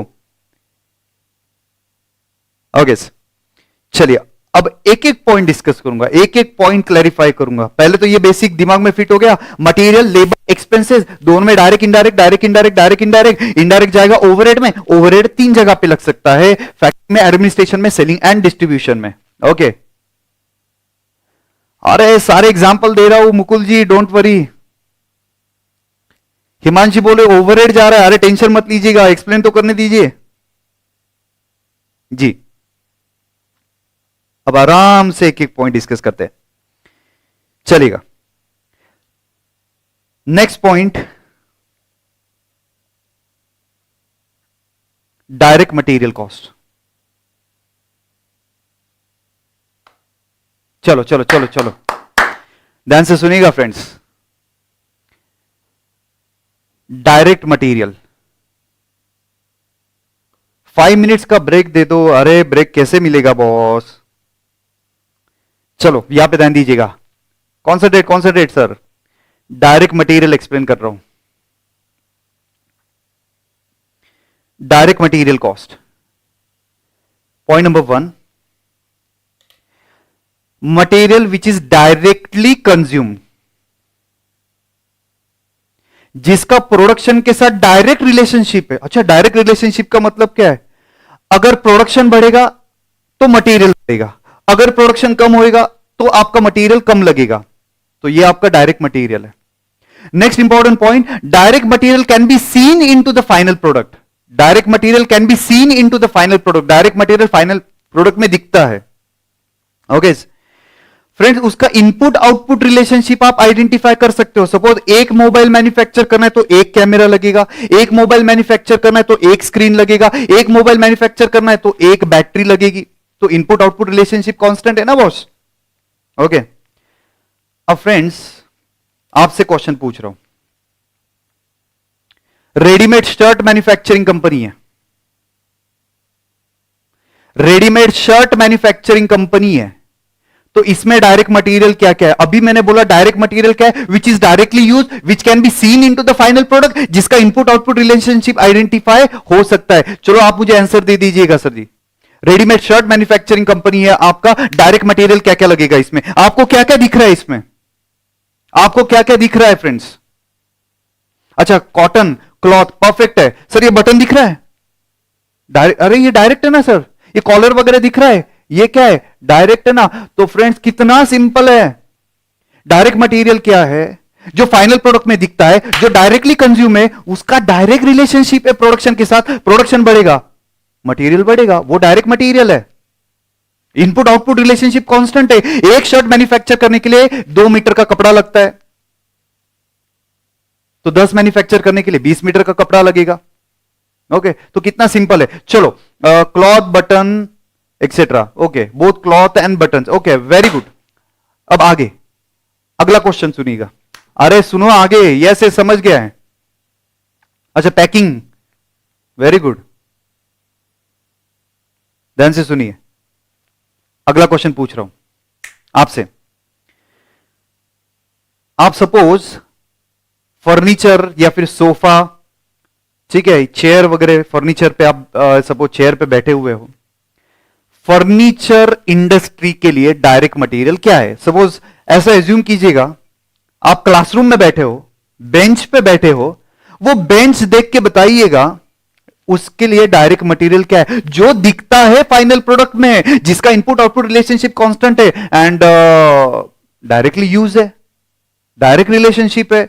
बेंचेस बढ़ेंगे तो वो कॉस्ट भी बढ़ेगा। चलो जल्दी से आंसर दीजिएगा। ओके अच्छा सिर्फ वुड, क्या बात कर रहे हो सर, सिर्फ वुड और क्या है, जल्दी जल्दी आंसर दीजिएगा। और सिर्फ वुड थोड़ी लगेगा, ओके वेरी गुड, वुड लगेगा, प्लाईवुड लगेगा, हैंडल्स लगेगा, सर आयरन एंड स्टील लगेगा ना। आयरन एंड स्टील लगेगा। ओके, इसके बाद मेटल लगेगा, वेरी गुड। अच्छा, चेयर को हैंडल लगेगा, वेरी गुड। अच्छा, चेयर पे अगर बैठे हो तो कुशन वगैरह लगेगा, कुशन क्लॉथ वगैरह लगेगा, उसके अंदर जो फोम है वो लगने वाला है। ओके, इसके बाद कुछ स्टूडेंट आंसर दे रहे हैं उसके ऊपर लैमिनेट लगने वाला है, लैमिनेट, ठीक है, सनमाई का जो हम लोग बोलते हैं एक्सेट्रा, वो लगेगा, ठीक है। अरे भाई समझ में आ रहा है? ओके, परफेक्ट है सर। स्क्रू वगैरह, पेंट, ओहो हो, पेंट भी लग रहा है, दिख रहा है सर हमें, ब्लैक कलर का पेंट है, ब्लैक कलर का बेंच है, आयरन एंड स्टील को ब्लैक कलर का हम लोगों ने पेंट किया हुआ है। अच्छा, व्हील्स लगेगा, चेयर, चेयर पे बैठे हो तो व्हील्स रहेगा, वेरी गुड, परफेक्ट है, परफेक्ट सर। चलो अब अगला क्वेश्चन आपसे पूछ रहा हूं डायरेक्ट मटेरियल का, फटाफट आंसर दीजिएगा। अब मुझे फर्नीचर पे आंसर मत दीजिएगा, अब मुझे अगला।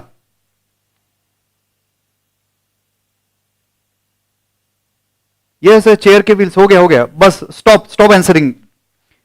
अब अगला है, आइसक्रीम मैन्युफैक्चरर हो आप, आइसक्रीम मैन्युफैक्चर कर रहे हो, डायरेक्ट मटेरियल क्या सकेंगे? आइसक्रीम में जो फाइनल प्रोडक्ट में दिखता है, ठीक है, जो जो डायरेक्टली डिपेंडेंट है प्रोडक्शन पे, यानी अगर प्रोडक्शन बढ़ेगा तो मटेरियल बढ़ेगा, एक्सेट्रा। इनपुट आउटपुट रिलेशनशिप आप आइडेंटिफाई कर सकते हो। चलो, आइसक्रीम के लिए मिल्क, आइस, ओके, और क्रीम लगेगा, क्या बात है।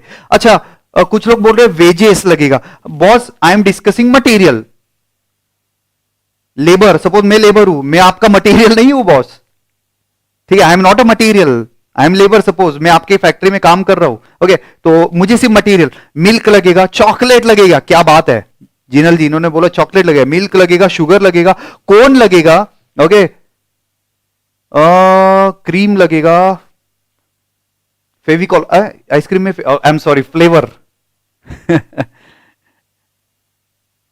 फ्लेवर लगेगा, very good,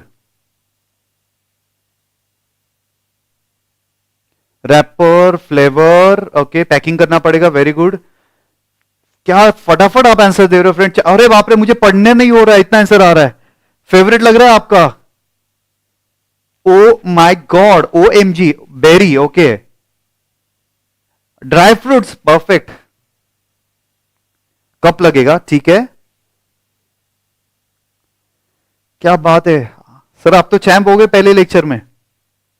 choco powder, okay, Krunal इन्होंने एक milk, flavour, cream, box, refrigerator, okay, refrigerator के बारे में बाद में बताता हूं, वो मटेरियल नहीं है, वो आपका एसेट है ना बॉस। मशीनरी एक्सपेंसेस कैसे आएगा? मटेरियल हम लोग सोच रहे हैं सर, मटेरियल का डिप्रिसिएशन, मशीन का डिप्रिसिएशन बाद में डिस्कस करता हूं। फ्रूट्स लगेंगे, ओके, चलो। अच्छा, रेफ्रिजरेटर, क्या जबरदस्त क्वेश्चन पूछा सर, रेफ्रिजरेटर मटेरियल है क्या? अब आप ही मुझे बताइएगा, मैंने 1 लाख रुपए का रेफ्रिजरेटर परचेज किया, अब आप ही आपका काउंटिंग का नॉलेज अप्लाई कीजिएगा, रेफ्रिजरेटर पीएनएल में लिख रहा हूं या बैलेंस शीट में लिख रहा हूं? हाँ बोलो बोलो, रेफ्रिजरेटर पीएनएल में लिख रहा हूं या बैलेंस शीट में लिख रहा हूं? आपका आंसर आएगा बैलेंस शीट में, वो आपकी एसेट है, वो आपका खर्चा नहीं है, तो उसका डिप्रिसिएशन, खर्च डिप्रिसिएशन आएगा, लेकिन वो एक्सपेंसेस में आएगा, वो मटेरियल नहीं है। आई होप आपका जो क्वेरी वो क्लियर है, चलेगा, परफेक्ट आंसर दे रहे हो, ठीक है। अगला क्वेश्चन आपसे पूछ रहा हूं, बस बस बस बस बस बस बस, परफेक्ट है, परफेक्ट है, बैलेंस शीट में जाएगा, पीएनएल में नहीं जाएगा, समझा ना बॉस? परफेक्ट। अब सुनिए, अरे आगे और इंटरेस्टिंग है, अभी इसका ही कितना आंसर देंगे आप लोग? ओके, नो प्रॉब्लम कृणाल, चलता है बॉस, ओके। चलो अब ध्यान दीजिएगा फ्रेंड्स, अगला पॉइंट डिस्कस करने जा रहा हूं फ्रेंड्स, आपका बुक्स मैन्युफैक्चरिंग कंपनी है, आप बुक्स मैन्युफैक्चर कर रहे हो, बुक्स प्रिंटिंग वगैरह करते हो, डायरेक्ट मटेरियल बताइएगा। मैं सिर्फ 5 आंसर लेने वाला हूं, उसके बाद आगे बढ़ने वाला, क्योंकि आप बहुत आंसर दे रहे हो फ्रेंड्स, फटाफट। अगर आप बुक्स मैन्युफैक्चरिंग कंपनी हो, बुक्स अगर आप प्रिंट करवाते हो, तो आपके लिए डायरेक्ट मटेरियल क्या रहेगा? अरे आगे और मजा लीजिएगा, जल्दी बताइएगा, बुक्स अगर आप मैन्युफैक्चर कर रहे हो तो क्या क्या लगने वाला है? पेजेस लगने वाला है, ओके, वेरी गुड। लैमिनेशन के लिए वो जो प्लास्टिक है वो लगने वाला है, okay sir, don't you think so? Ink लगने वाला है, परफेक्ट, इंक भी आ रहा है। अच्छा, प्रिंटिंग के लिए इंक लगेगा, पेपर लगेगा, और क्या है सर जी? सर वो ग्लू वगैरह पेस्ट करने के लिए, वो या फिर स्टिचेस लेते हैं एक्सेट्रा, वो भी लगेगा। पेपर कवर लगेगा, अच्छा स्टेपलर पिन लगेगा, ओके अगर स्टेपल कर रहे हो तो। कवर पेज लगेगा, इंक लगेगा, जेपा, ओके चलो आगे बढ़ रहे, answer over friends. Building manufacture नहीं, बिल्डिंग कंस्ट्रक्ट आप करते हो, चलो अब आगे आंसर दीजिएगा। बिल्डिंग कंस्ट्रक्ट करते हो, आपने आपका सपोज ऑफिस कंस्ट्रक्ट किया, तो चैंप लोग ये बताइएगा डायरेक्ट मटेरियल क्या क्या क्या लगेगा, बिल्डिंग में क्या क्या दिखता है, which can be seen into the final product. Direct relationship है, प्रोडक्शन बढ़ेगा तो वो मटेरियल भी बढ़ेगा, which can be seen into the final product. Input output relationship constant है।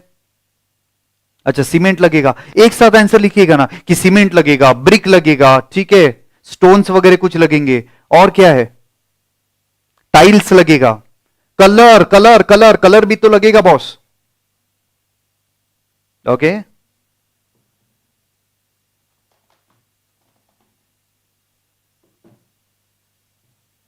आयरन एंड स्टील लगेगा, ब्रिक सीमेंट लगेगा,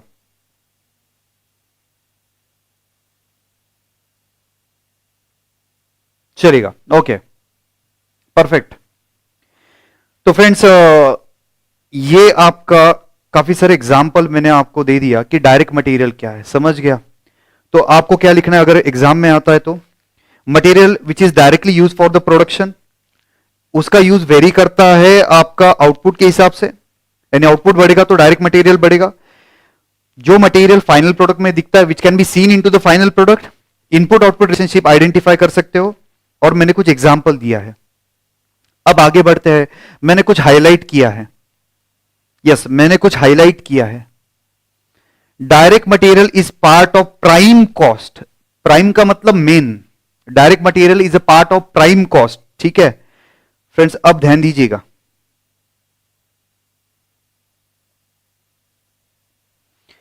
जैसे indirect material, indirect labour, indirect expenses overheads में जाता है, वैसे ही direct material, direct labour, direct expenses आपकी प्राइम कॉस्ट है। उसको नाम क्या दिया है कॉस्ट शीट में, प्राइम कॉस्ट है। मेन कॉस्ट है सर जी आपका प्राइम, मेन कॉस्ट क्या लगता है, मटेरियल लगता है, लेबर लगता है डायरेक्ट, और डायरेक्ट एक्सपेंसेस लगता है, तो ये है आपका प्राइम कॉस्ट, मेन कॉस्ट। तो direct material, direct labour, direct expenses जाएगा आपका प्राइम कॉस्ट में, indirect material, indirect labour, indirect expenses overheads में जाएगा। कितना सिंपल है, direct material, direct labour, direct expenses जाएगा आपका प्राइम कॉस्ट में, indirect material, indirect labour, indirect expenses जाएगा आपका ओवरहेड्स में। चलिए आगे बढ़ रहे हैं, तो आप ये डायरेक्ट मटेरियल आपको समझ में आ गया। अब आगे बढ़ते फ्रेंड्स, अब आगे चलो जल्दी ध्यान से। इनडायरेक्ट मटेरियल कॉस्ट, जी हां सर, चलो ध्यान से सुनिएगा आगे। इनडायरेक्ट मटेरियल कॉस्ट, सर जो डायरेक्ट के अपोजिट है वो इनडायरेक्ट है। अच्छा डायरेक्ट क्या था, डायरेक्ट में था विच इज डायरेक्टली यूज, यहां पे आएगा indirectly use for the production, okay. दूसरा वहां पे था which can be seen into the final product, यहां पे indirect material can not be seen into the final product, ठीक है, indirect material can not be seen into the final product. Sir example तो दो, आप बोलेंगे सर एग्जांपल तो दो। अब इनडायरेक्ट मटेरियल का एग्जांपल एकदम सिंपल, आपके फैक्ट्री में मशीन्स है, मशीन को ऑयल लगाना पड़ता है, मशीन को ग्रीस वगैरह लगाना पड़ता है। अब आप ही मुझे बताइएगा, आपका फैक्ट्री है बेंच मैन्युफैक्चर करने का, ठीक है, वो जो मशीन है जिससे वो कटिंग वगैरह होता है उसको थोड़े थोड़ा ऑयलिंग करना पड़ता है, ठीक है, वहां पे ग्रीस लगाना पड़ता है वाइब्रेशन वगैरह कम होने के लिए एक्सेट्रा। तो आप ही मुझे बताइएगा ये डायरेक्ट है या इनडायरेक्ट है, कैसे आइडेंटिफाई करें कि डायरेक्ट है और इनडायरेक्ट है, ग्रीस और ऑयल। तो मैंने सिंपल बताया आपको, क्या ऑयल और ग्रीस आपको दिख रहा है बेंच में, क्या जो आप बेंच पे बैठे हो उस पे ग्रीस दिख रहा है, क्या ऑयल दिख रहा है, क्या वो मशीन में जो डाला हुआ है, आंसर इज नो, वो तो कंज्यूम हो गए, उसका आइडेंटिटी लॉस्ट हो गया, तो वो इनडायरेक्ट मटेरियल है। सर कितना सिंपल है, जो दिखता है वो डायरेक्ट है, जो फाइनल प्रोडक्ट में नहीं दिखता है वो इनडायरेक्ट मटेरियल है, which is not use directly into the production. ठीक है, इनडायरेक्ट मटेरियल क्या है, नॉट डायरेक्टली यूज्ड। दूसरा है cannot be seen into the final product. Next one, आगे एग्जाम्पल दिए हुए हैं, आगे एग्जाम्पल दिए हुए हैं। Material used by power house, boiler house. अच्छा, पावर हाउस बॉयलर हाउस क्या है सर? किसी किसी इंडस्ट्री में ना थोड़ा सा आपको स्टीम लगता है, स्टीम, ठीक है, वर्किंग करने के लिए, तो वो स्टीम जनरेट करने के लिए जो मटेरियल लगता है वो इनडायरेक्ट है। सपोज आपने पावर बैकअप रखा है, इन्वर्टर वगैरह रखा हुआ है और उसमें डीजल पेट्रोल डालते हो, वो इनडायरेक्ट मटेरियल है।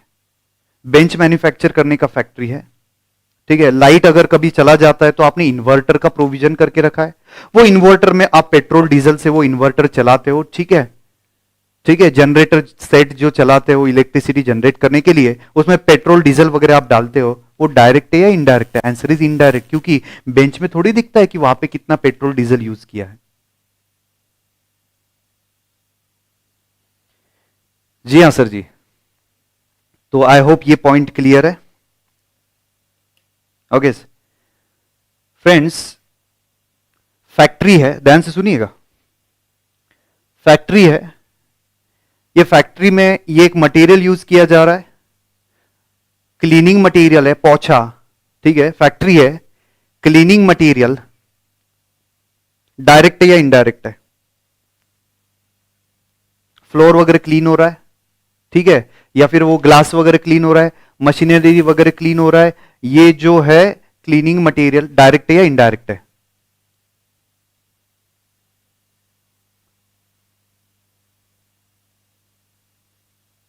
जल्दी बताइएगा, इस पे आंसर दीजिएगा, बाकी मैं आपकी क्वेरी देख लूंगा सर, क्वेरी का अलग से 15 मिनट का सेशन है आज। ये डायरेक्ट है या इनडायरेक्ट है? और आप परफेक्ट आंसर दे रहे हो, ये इनडायरेक्ट है। क्यों इनडायरेक्ट है? क्योंकि मैंने कुछ रूल बनाए हैं। रूल क्या है कि सर अगर ये बेंच मैन्युफैक्चर करने के फैक्ट्री में यूज किया है तो बेंच में थोड़ी दिख रहा है, ये cannot be seen into the final product, not directly use for the production, इसका इनडायरेक्ट यूज हुआ है और ये फाइनल प्रोडक्ट में नहीं दिख रहा है, तो ये क्या है आपका इनडायरेक्ट मटेरियल है। परफेक्ट है, परफेक्ट है, because it cannot be seen into the final product. एकदम बराबर आप आंसर दे रहे हो।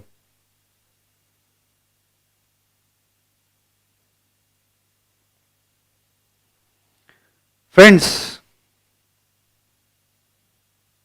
ग्लास क्लीनर, यह है ग्लास क्लीनर, ठीक है, आपके फैक्ट्री प्रीमाइसेस में ग्लास है, ठीक है, वो क्लीन कर रहे हैं इससे हम लोग, ठीक है, ये मटेरियल है, बाहर से मैंने ये 100 रुपीज में परचेज किया, ये डायरेक्ट है या इनडायरेक्ट है?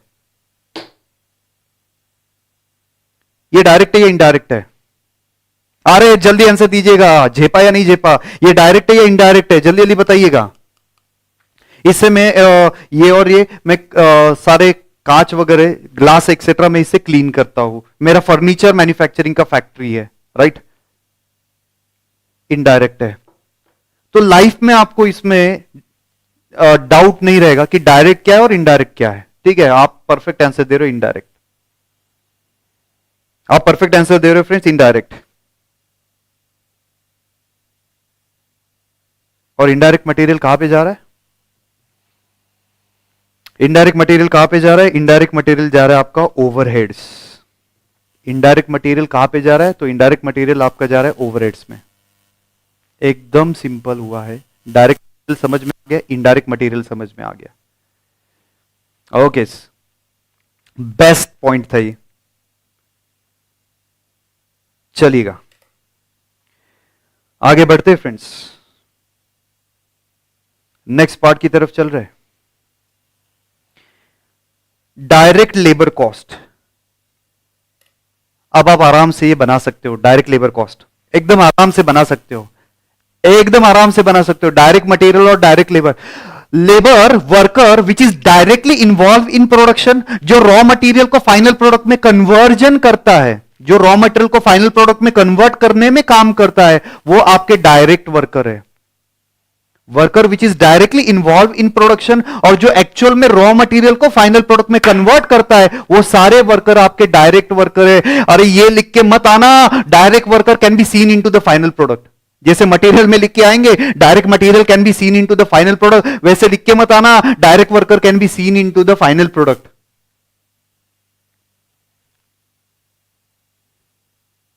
थोड़ा तो लॉजिकली चेंज करेंगे या नहीं करेंगे? Allow to change that, right friends? समझा झेपा? तो उसके जगह आप ऐसा मत लिखना कि direct worker can be seen into the final product.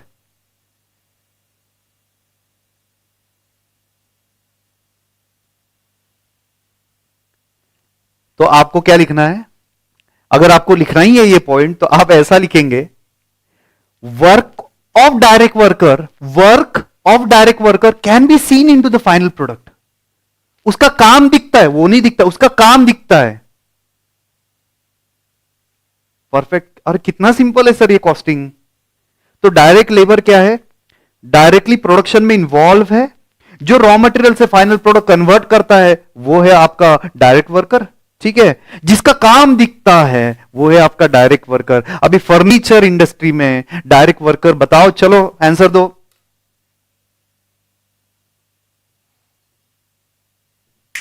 Answer दो चलो। फर्नीचर इंडस्ट्री में डायरेक्ट वर्कर कौन है? पढ़ के मत देना चैंप लोग, कुछ लोग पढ़ पढ़ के आंसर दे रहे हैं। अरे नहीं सर, आएगा आपको, आप सोचिएगा। फर्नीचर में डायरेक्ट वर्कर कौन से है? फटाफट आंसर दीजिएगा जल्दी। अरे नाम तो बताओ, फर्नीचर इंडस्ट्री में डायरेक्ट वर्कर कौन सा है? कुछ लोग बोल रहे लेबर, वेजेस। अरे डायरेक्ट कौन है? अरे carpenter. Carpenter is a direct worker sir, बराबर है। शर्ट मैन्युफैक्चरिंग कंपनी में डायरेक्ट वर्कर कौन है? सर जी टेलर। कटिंग वो करता है, रॉ मटेरियल लेके आया, रॉ मटेरियल को कट किया, स्टिच वगैरह किया, तो जो रॉ मटेरियल को फाइनल प्रोडक्ट में कन्वर्ट करने में है वो सारे डायरेक्ट वर्कर है। ओके। अच्छा, पेंटर भी डायरेक्ट वर्कर है फर्नीचर इंडस्ट्री में, कट करने वाला भी डायरेक्ट वर्कर है, फिक्स करने वाला भी डायरेक्ट वर्कर है, क्या बात है, फिनिशिंग करने वाला भी, बराबर है, डायरेक्ट वर्कर है। चैंप हो सर आप लोग। वुड कटर, ओके परफेक्ट है, टेलर। ओके, आई होप ये पॉइंट क्लियर है आपको कि डायरेक्ट वर्कर क्या है। और ऑब्वियसली सारे डायरेक्ट कॉस्ट कहां पे जा रहे हैं? तो सारे डायरेक्ट कॉस्ट आपके जा रहे हैं प्राइम कॉस्ट में। सारे डायरेक्ट कॉस्ट कहां पे जा रहे हैं? आपके प्राइम कॉस्ट में जा रहा है।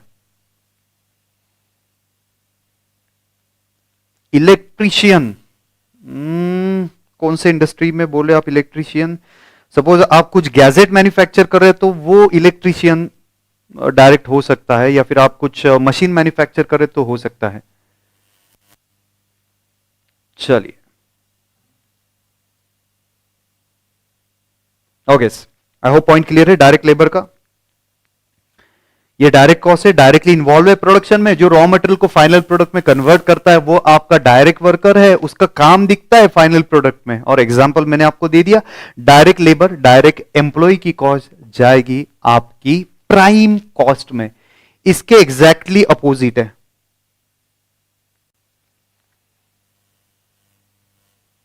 इसके एग्जैक्टली अपोजिट है इनडायरेक्ट लेबर कॉस्ट, ठीक है। इनडायरेक्ट लेबर कॉस्ट, मैं आ रहा हूं, कुछ लोगों ने यहां पे ये लिखा है कि डिजाइनर जो है वो डायरेक्ट वर्कर है, ठीक है, डिजाइनर जो है वो डायरेक्ट वर्कर है।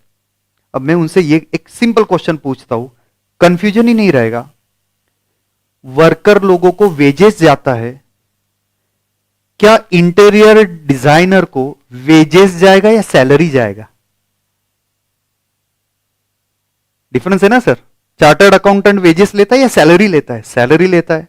वी आर डिस्कसिंग वेजेस, ठीक है, आगे डिस्कस करता हूं डिटेल में। ओके, तो यहां पे ध्यान दीजिएगा इनडायरेक्ट लेबर। चलो चलो फटाफट से फ्रेंड खत्म होते आ गए। इसके बाद डायरेक्ट एक्सपेंसेस, इनडायरेक्ट एक्सपेंसेस ही बचा हुआ है। यस यस, सैलरी है ना। इंटीरियर डेकोरेटर को क्या मिलेगा? सैलरी मिलेगा। चार्टर्ड अकाउंटेंट को क्या मिलेगा? सैलरी मिलेगा। उसको वेजेस नाम देना बहुत ही गलत हो जाएगा। ओके, तो फ्रेंड ध्यान से सुनिएगा, इनडायरेक्ट लेबर कॉस्ट क्या है? Worker which is indirectly involved in production, worker which is indirectly involved in production, जो डायरेक्टली प्रोडक्शन में नहीं है, ठीक है, जिसका काम नहीं दिखता है, वो सारे इनडायरेक्ट वर्कर है। जिसका काम दिखता नहीं है वो इनडायरेक्ट वर्कर है। एग्जाम्पल आप चेक करो sir ji, personal department, HR department, ठीक है, इसमें जो भी कुछ वर्कर है, cleaning, maintenance, security guard etcetera, इन सब लोगों को जो जो वेजेस और सैलरी मिलता है ये तो डायरेक्टली इन्वॉल्व नहीं है। अब सिक्योरिटी गार्ड थोड़ी इन्वॉल्व होता है प्रोडक्शन में, ऑफिस का जो अकाउंटेंट है वो थोड़ी प्रोडक्शन में इन्वॉल्व है, वो थोड़ी रॉ मटेरियल से फाइनल प्रोडक्ट बना रहा है, फिर भी उसको वेजेस या सैलरी हम लोग पे कर ही रहे, ठीक है। तो ये आ गया आपका इनडायरेक्ट। अच्छा, cleaner, okay, transport workers, security department, power house department, cleaning department, HR department, payroll department, accounts department, audit department, personal department, ठीक है, जो रिपेयर्स और मेंटेनेंस करते हैं वो वर्कर लोग, वो सारे क्या हो जाएंगे आपके इनडायरेक्ट लेबर। और इनडायरेक्ट लेबर कहां पे जाएगा आपका, ओवरहेड्स में जाएगा। हाँ सर, स्वीपर का कहा जाएगा, क्या बात है सर जी, मैं हूं क्लीनर, मैं फैक्ट्री क्लीन कर रहा हूं, फर्नीचर का आपका फैक्ट्री है, जो भी कुछ डस्ट वगैरह आ रहा है मैं ये क्लीन कर रहा हूं friend, I am the cleaner. अब आप ही मुझे बता दो, फर्नीचर फैक्ट्री में अगर मैं क्लीनर हूं तो मुझे जो वेजेस मिल रहा है 100 रुपीज पर आवर वेजेस मिल रहा है, 8 आवर्स का शिफ्ट है, 800 पर डे में अर्न कर रहा हूं, ओके, इस डायरेक्ट है या इनडायरेक्ट है? आप ही बता दो, एक डाउट आया है, अच्छा डाउट है, डायरेक्ट है या इनडायरेक्ट है? डायरेक्ट है या इनडायरेक्ट है, जल्दी बताइएगा। I am the cleaner, direct है या इनडायरेक्ट है? इनडायरेक्ट है, क्यों? क्या मैंने रॉ मटेरियल को फाइनल प्रोडक्ट में कन्वर्ट किया? Answer is no. क्या क्लीनर का काम फाइनल प्रोडक्ट में दिख रहा है? मैंने पोछा लगाया, उसका काम थोड़ी फाइनल प्रोडक्ट में दिख रहा है, ठीक है। और प्रोडक्शन बढ़ेगा, प्रोडक्शन ज्यादा आया तो मुझे ज्यादा पैसा मिलेगा? Answer is no. मैं तो क्लीन कर रहा हूं, प्रोडक्शन से मुझे कोई लेना देना नहीं है। परफेक्ट, तो ये आ गया आपका इनडायरेक्ट। आई होप आपका जो क्वेरी था वो क्लियर हो चुका है। सो ये था आपका इनडायरेक्ट लेबर कॉस्ट। चलिए, डायरेक्ट मटेरियल हो गया, इनडायरेक्ट मटेरियल हो गया, डायरेक्ट लेबर हो गया, इनडायरेक्ट लेबर हो गया, ठीक है। अब कुछ लास्ट पार्ट की तरफ आ रहे, ठीक है। धीरे धीरे हम लोग टाइमिंग इंक्रीज करेंगे, आपको भी कन्वीनियंस होना चाहिए, ओवरहेड्स नहीं होना चाहिए, दैट्स वाई आराम आराम से कर रहे हैं सर हम लोग, ठीक है। और जैसे ही आप ग्रिप पकड़ लेंगे, जैसे ही आप स्पीड मैच कर लेंगे, तो बाद में तो सर जी कोई प्रॉब्लम ही नहीं है। सर क्लीनिंग का सब कुछ इनडायरेक्ट है, क्लीनिंग रिपेयरिंग का जो भी कुछ वर्कर है ये सारा इनडायरेक्ट है।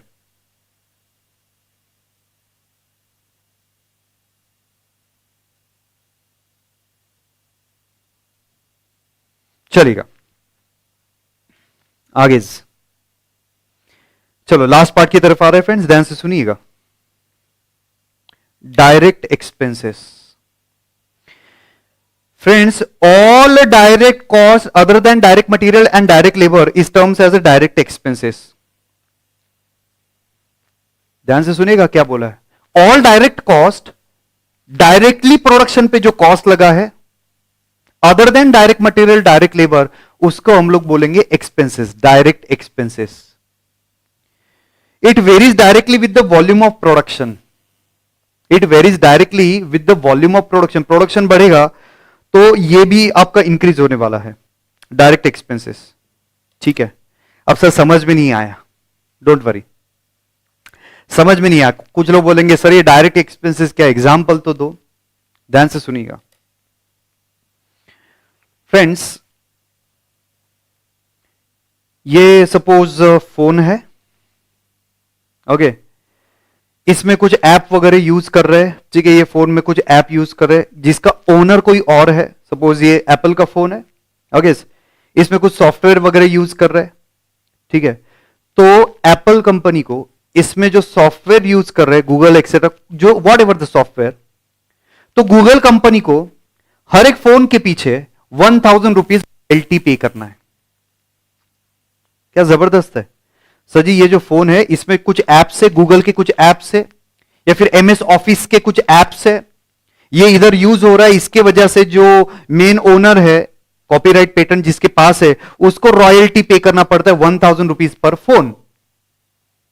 अब अगर प्रोडक्शन बढ़ेगा तो रॉयल्टी बढ़ेगा, प्रोडक्शन अगर कम होएगा तो रॉयल्टी कम होएगा। तो ये क्या हो गया आपका डायरेक्ट एक्सपेंसेस हो गया। क्या हो गया बॉस? डायरेक्ट एक्सपेंसेस हो गया। चलो एक अगला एग्जांपल देता हूं, ठीक है, ध्यान से सुनिएगा, ध्यान से सुनिएगा फ्रेंड्स। आप बेंच मैन्युफैक्चर करने का फैक्ट्री है, आयरन एंड स्टील लेके आ गए, कट वगैरह किया, वुड वगैरह सब कुछ फिट कर दिया, ठीक है, और सर उसको कलर करना है, और वो नॉर्मल कलर नहीं रहता है, कलर एनोडाइज उसको बोलते हैं, ठीक है, कलर करना पड़ता है, नॉर्मल ऐसे कलरिंग नहीं करते, ठीक है। तो वो मशीन आपके पास नहीं है, कलरिंग का मशीन। तो आप क्या करते हो, आपके फैक्ट्री में एक और बाजू में फैक्ट्री है, फैक्ट्री के बाजू में एक फैक्ट्री है जहां पे कलरिंग का काम करते हैं, ठीक है, कलर एनोडाइजिंग जिसको बोलते हैं, उसका काम वहां पे होता है। तो आप क्या करते हो, आपके आयरन एंड स्टील का जो फ्रेम है वो सामने वाले फैक्ट्री में लेके जाते हो और उसको बोलते भाई इसको ब्लैक कलर से एनोडाइज करा दे, ब्लैक कलर लगा दे, पेंट करवा दे अच्छे से, ओके। तो वो फुकट में करेगा क्या? Answer is no. वो आपसे कुछ पैसा लेगा, ठीक है, तो उसको बोलते हैं सब कॉन्ट्रैक्टिंग चार्जेस। क्या बोल रहे हैं? सब कॉन्ट्रैक्टिंग चार्जेस। बेंच आप मैन्युफैक्चर कर रहे हो, कलर किसी और से लगवा के ले रहे हो, तो हर एक बेंच के पीछे आपको उसको 500 रुपए देना है। तो अगर आपको बेंचेस बढ़ाएंगे तो वो जो सब कॉन्ट्रैक्टिंग चार्जेस है वो भी आपका बढ़ते जाएगा। I hope that point is absolutely clear है, बहुत ही सिंपल था। देखो, royalty, job charges, higher charges for the machine. Production करने के लिए मशीन लगता है, मशीन आपका खुद का नहीं था तो आपने लेके आ गए किसी और से और उसको हायर चार्जेस पे कर रहे हो, रेंटल वगैरह पे कर रहे हो, तो ये सारे आपके क्या आ गए? Direct expenses. चलिएगा फ्रेंड्स, डायरेक्ट एक्सपेंसेस जाएगा आपका प्राइम कॉस्ट में, डायरेक्ट एक्सपेंसेस जाएगा आपका प्राइम कॉस्ट में। आज के लिए आज का लास्ट पार्ट डिस्कस कर रहा हूं, देन मैं आपके कुछ क्वेरीज एंटरटेन करूंगा, ठीक है। लास्ट पॉइंट पे आ जाते हैं, ओवरहेड्स वगैरह सब कुछ कल करेंगे, फिलहाल आप यहां पे ध्यान दीजिएगा, नेक्स्ट लेक्चर में करेंगे। Indirect expenses, expenses other than direct expenses are treated as indirect expenses। खर्चा जो डायरेक्ट नहीं है, प्रोडक्शन पे डिपेंडेंट नहीं है कि प्रोडक्शन बढ़ेगा तो खर्चा बढ़ेगा, ऐसा अगर नहीं है तो वो सारे आपके इनडायरेक्ट एक्सपेंसेस है, ओके फ्रेंड्स। काफी सारा लिस्ट है। Factory rent, rent rates taxes of the building, insurance किया आपने, लाइटिंग, हीटिंग, रिपेयरिंग का खर्चा, किसी और से रिपेयरिंग करवा के लिया, टेलीफोन के एक्सपेंसेस, ठीक है, आपने टेलीकम्युनिकेशन के एक्सपेंसेस पे किए, depreciation, all are indirect expenses, electricity rent etcetera, right sir. And indirect expenses is form part of the overheads. Indirect expenses कहां पे जाएगा बॉस? अरे चैंप लोग, इनडायरेक्ट एक्सपेंसेस जाएगा आपका ओवरहेड्स में। तो डायरेक्ट एक्सपेंसेस क्या था? प्रोडक्शन बढ़ेगा और खर्चा बढ़ता है तो वो डायरेक्ट एक्सपेंसेस है। इनडायरेक्ट क्या है? जिसका प्रोडक्शन से कोई लेना देना नहीं है, वो आपका इनडायरेक्ट एक्सपेंसेस हो गया, राइट फ्रेंड्स।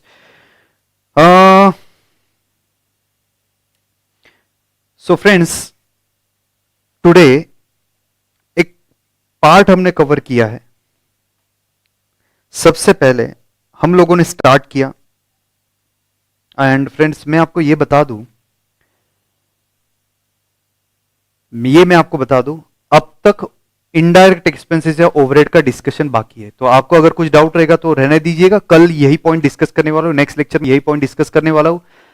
इनडायरेक्ट एक्सपेंसेस यानी overhead, production overhead, administration overhead, selling and distribution overheads, ये कल के लिए, आज के लिए काफी हमने बहुत अच्छे से सब कुछ कवर किया है, ओके। पेंट्री एक्सपेंसेस कहां पे जाएगा? Very good, pantry expenses. अब आप ही मुझे बताइएगा, कैंटीन है, कैंटीन के एक्सपेंसेस, कैंटीन में कुछ मटेरियल है, कैंटीन में कुछ लेबर लग रहा है, कैंटीन में कुछ सैलरी पे कर रहे हैं, कैंटीन में कुछ डेप्रिसिएशन है, कैंटीन का रेंट है, ठीक है। अब तो पहले ये बताइएगा, मैं एक एक पॉइंट से डिस्कस करना स्टार्ट करता हूं। रेंट है, सपोज कैंटीन रेंटेड प्रीमाइसेस में था, तो सबसे पहले तो ये डिसाइड करना है दिमाग में, ये जो रेंट है ये मटेरियल है या लेबर है या एक्सपेंसेस है। आपने जो रेंट रेट टैक्सेस पे किया है, वन बाय वन डिस्कस करो। रेंट रेट टैक्सेस आपने जो पे किया है पेंट्री का, कैंटीन का, ये मटेरियल है या लेबर है या एक्सपेंसेस है? मटेरियल थोड़ी है, लेबर थोड़ी है। Rent is not material, rent is not labour. Rent क्या है? आपका खर्चा, it is an expenses. Okay, अब आप मुझे ये बताइएगा, फर्नीचर मैन्युफैक्चर कर रहा हूं, ठीक है, वो फैक्ट्री में एक कैंटीन है, कैंटीन का रेंट पे कर रहा हूं, क्या इसका और फर्नीचर का कोई डायरेक्ट रिलेशनशिप है या इनडायरेक्ट है? इनडायरेक्ट है, क्योंकि वहां पे जो वर्कर काम कर रहे हैं वो वहां पे कुछ खाना पीना करने के लिए आएंगे, तो वो जो भी कुछ एक्सपेंसेस है वो आपका इनडायरेक्ट एक्सपेंसेस आएगा। ओके, इनडायरेक्ट एक्सपेंसेस आएगा। Be specific, don't write only expenses, write there indirect expenses. Pritesh का प्रोडक्ट में अलोकेट होगा, कैसे अलोकेट होएगा, ओवरहेड्स में कैसे आएगा, ये बहुत आगे का पार्ट है, फिलहाल बेसिक समझिएगा आप। चलेगा, चलो ध्यान दीजिए, ध्यान से। तो आज जो हुआ वो मैं फटाफट से बता देता हूं, डाउट इसके बाद लूंगा। वेट वेट वेट, डाउट इसके बाद में लूंगा, don't worry at all. 15 minute का सेशन डाउट का ही है, लेट मी कंप्लीट फर्स्ट, उसके बाद अच्छे से आपके डाउट एंटरटेन करेंगे। ओके, ध्यान से सुनिएगा, हमने आज क्या किया है। सबसे पहले हमने कॉस्ट का डिफिनेशन देखा। अब ध्यान से सुनिएगा, एक 2 या 3 मिनट में पूरा रिवाइज हो जाएगा, ध्यान से सुनो। ओके, सबसे पहले हम लोगों ने डिस्कस किया कॉस्ट क्या है। Monetary sacrifice is done to achieve the objective. Objective 2, goods manufacture करना, सर्विस रेंडर करना, दैट्स सेट। दूसरा था अपना costing, techniques and process of ascertainment of cost. कुछ टेक्निक और प्रोसेस फॉलो करना पड़ेगा कॉस्ट कैलकुलेशन करने के लिए। इसके बाद हमने देखा कॉस्ट अकाउंटिंग। कॉस्ट अकाउंटिंग बहुत ही सिंपल था, क्या? खर्चा रिकॉर्ड करो और वहां से लेके एक पीरियोडिकली स्टेटमेंट प्रिपेयर करना, दैट इज कॉस्ट शीट। जो जो स्टेप आप परफॉर्म करते हो वो आएगा आपका cost accounting. Then objective of cost accounting, वो एग्जांपल याद कीजिए, मैंने एक एग्जांपल दिया था, 5 लाख का सेल, 4 लाख का कॉस्ट, 1 लाख का प्रॉफिट, और बाद में प्रोडक्ट वाइज डिस्ट्रीब्यूट किया था। तो अकाउंटिंग आपको हेल्प क्या कर रहा है? 5 या 6 जगह पे हेल्प कर रहा है। सबसे पहला था कॉस्ट एसरटेन करना, sales price ascertain, cost calculate करना, सेलिंग प्राइस कैलकुलेट करना, प्रॉफिट कैलकुलेट करना, कॉस्ट कंट्रोल करना, कॉस्ट रिड्यूस करना। कॉस्ट कंट्रोल के स्टेप याद करो, पहले था आपका स्टैंडर्ड सेट किया, एक्चुअल के साथ कंपेयर किया, दोनों कंपेयर करने के बाद अगर वैरिएंस आता है तो मैनेजरियल एक्शन लेंगे, ठीक है।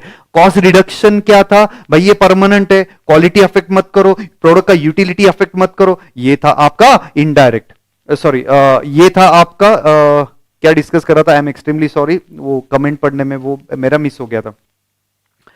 कॉस्ट रिडक्शन था, क्वालिटी और ये अफेक्ट नहीं होना चाहिए। इसके बाद असिस्ट करो या हेल्प करो मैनेजमेंट की डिसीजन लेने में। कौन से डिसीजन ले सकते हो, कौन सा रिसोर्सेज कैसे अलोकेट करना है, कौन सा प्रोडक्ट कितना मैन्युफैक्चर करना है, कंटिन्यू करना है, शट डाउन करना है, एक्सेट्रा। ओके, इसके बाद खुंखार, इसके बाद खुंखार पॉइंट की तरफ आ गए, element of cost. Basically 3 element of cost, material, labour, expenses. उसमें 2 part, direct material, indirect material, direct labour, indirect labour, direct expenses, indirect expenses. फटाफट से बोलते रहिएगा सर। डायरेक्ट मटेरियल क्या है? जो दिखता है वही बिकता है, यानी material which can be seen into the final product. Directly है भाई, प्रोडक्शन बढ़ेगा तो ये डायरेक्ट मटेरियल भी बढ़ेगा, ठीक है। इसके बाद एग्जाम्पल दिए थे, वो एग्जाम्पल वापस रिपीट नहीं करो, अपन अच्छे से किया है, मैंने बहुत उस पर अच्छे से टाइम दिया है। डायरेक्ट मटेरियल जाएगा कहां पे? प्राइम कॉस्ट में जाएगा। कहां पे जाएगा? प्राइम कॉस्ट में जाएगा। ओके, समझ गया सर। इसके बाद था आपका indirect material, indirectly use, cannot be seen into the final product, ठीक है, ये जाएगा आपका ओवरहेड में। एग्जांपल ले लिए। Direct labour, worker which is directly involve in production, worker which is directly involve in production, जिसका काम दिखता है, ठीक है, और प्रोडक्शन बढ़ेगा तो उनको वेजेस ज्यादा पे करने पड़ेंगे, तो वो थे आपके डायरेक्ट वर्कर, और डायरेक्ट वर्कर जाएगा आपका प्राइम कॉस्ट में। देन आता है आपका इनडायरेक्ट वेजेस और इनडायरेक्ट वर्कर, इनडायरेक्ट लेबर और indirect employee cost. Worker which is indirectly involve in production, जिसका काम फाइनल प्रोडक्ट में नहीं दिखता है, ठीक है, वो है आपके इनडायरेक्ट वर्कर, और इनडायरेक्ट वर्कर का कॉस्ट जाएगा आपका ओवरहेड्स में। आगे बढ़ रहा हूं।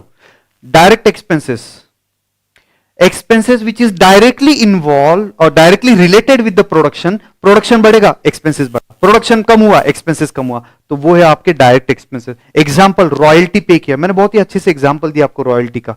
ऐप, अरे मोबाइल में ऐप, दूसरा एग्जांपल मैंने दिया सब कॉन्ट्रैक्टिंग, आप बेंच मैन्युफैक्चर करते हो, कलर किसी और से करवा के लेते हो, ठीक है, तो ये सब कॉन्ट्रैक्टिंग चार्जेस जो है वो आपका डायरेक्ट एक्सपेंसेस आएगा, राइट फ्रेंड्स। और direct expenses is a part of your prime cost.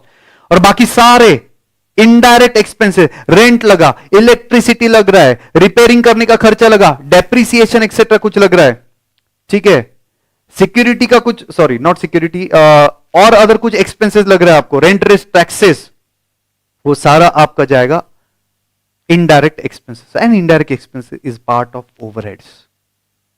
Okay, चलिएगा फ्रेंड्स, तो यहां तक हम लोग आज रुकते हैं। इसके बाद कल का लेक्चर थोड़ा इंपॉर्टेंट है, क्योंकि उसमें ओवरहेड सीखेंगे और कॉस्ट के बिहेवियर देखेंगे, ठीक है। आराम से चलेंगे फ्रेंड्स, आराम से चलेंगे, बेसिक बहुत अच्छे से करवा दूंगा, सो दैट आगे कोई भी टॉपिक में आपको कुछ भी दिक्कत नहीं आएगा, ठीक है। सो यहां पे लेक्चर कंप्लीट हो रहा है। अगर आपको कुछ डाउट है वो मैं बाद में एंटरटेन कर रहा हूं। चलिए, अब आप डाउट पूछ सकते हैं, फटाफट से डाउट पूछिएगा। अगर डाउट नहीं है ब्रेक ले सकते हैं, इसके बाद आपका अकाउंट्स का लेक्चर है। चलो एक एक आराम से एक एक डाउट ये करते हैं। गुड्स डैमेज, ओके, आरजी इन्होंने पूछा अगर गुड्स डैमेज होता है प्रोडक्शन में, तो सर मैं आपको बता दूं ये आगे का कंसेप्ट है। फिर भी डैमेज दो तरीके का हो सकता है, एक नॉर्मल और एबनॉर्मल। जो एबनॉर्मल है वो पीएनडल में जाता है, ये आपको अभी नहीं समझेगा, फिलहाल आप ये स्किप कीजिएगा। Okay, next one. कल का टाइम 10 बजे का रहेगा, 10 o'clock का टाइम रहेगा, ठीक है। जब तक लॉ का लेक्चर नहीं है, ये पूरा मंथ एंड तक आपको लेक्चर 10 बजे ही रहेगा, ठीक है। अब इसमें कोई चेंज नहीं है, ठीक है। नेक्स्ट 10 बजे, 10 बजे, 10 बजे टाइमिंग। Okay, very good. एक क्वेश्चन आया है कि पैकिंग का क्या करना सर जी, पैकिंग के खर्चे। वेट अभी डाउट थोड़ा रुकिएगा, जब तक ये डाउट नहीं कंप्लीट होता आगे के मुझे नहीं देखते आएगा, अदरवाइज स्किप हो जाएगा। ओके, तो एक क्वेश्चन पूछा कि पैकिंग के एक्सपेंसेस क्या है। रुकिएगा, डाउट रुकिएगा, जब मैं बोलूंगा अगला डाउट ये बोलना करना आप। अच्छा सर जी, पैकिंग दो तरीके का है, एक प्राइमरी पैकिंग है और एक सेकेंडरी पैकिंग है। ओके, अच्छा प्राइमरी पैकिंग का मतलब क्या है, जो एग्जैक्टली प्रोडक्ट के ऊपर लगता है, ठीक है, वो प्राइमरी पैकिंग है। और सेकेंडरी पैकिंग जनरली क्या रहता है कि ट्रांसपोर्टेशन में ईज होना चाहिए, वो सेकेंडरी पैकिंग है। प्राइमरी पैकिंग होता है आपका फैक्ट्री में, तो वो फैक्ट्री का प्रोडक्शन के कॉस्ट में कंसीडर किया जाएगा। Okay, next one, packing expenses.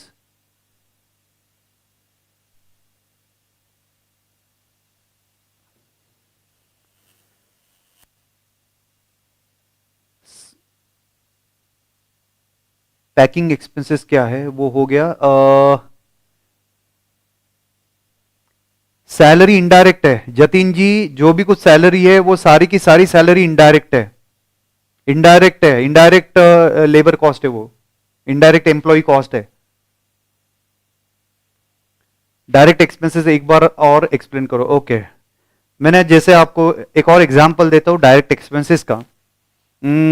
Suppose we smart academy को मेरा बुक्स पब्लिश करना है, हर बुक के पीछे मुझे उनको रॉयल्टी पे, वो मुझे रॉयल्टी पे करेंगे क्योंकि मैंने पूरा मेहनत लिया हुआ है। 1000 रुपीज का बुक है तो हर बुक के पीछे मुझे 200 रुपए का उनको रॉयल्टी पे करना है, ठीक है।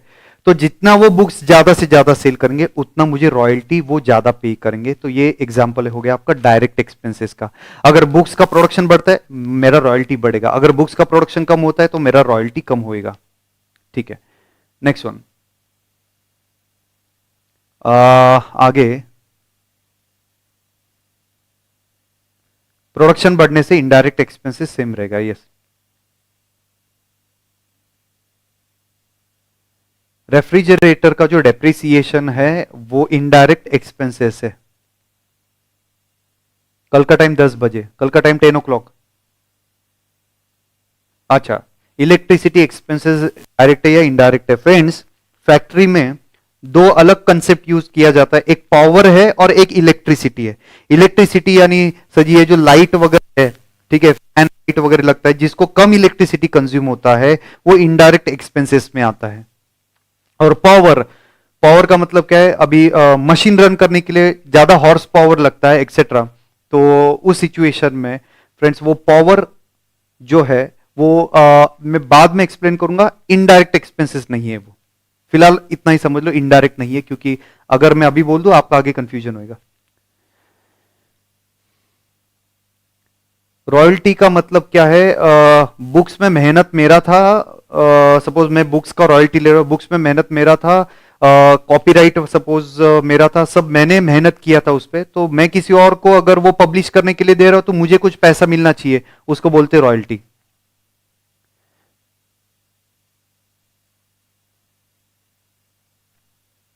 यस कृणाल, आपका आंसर बराबर है।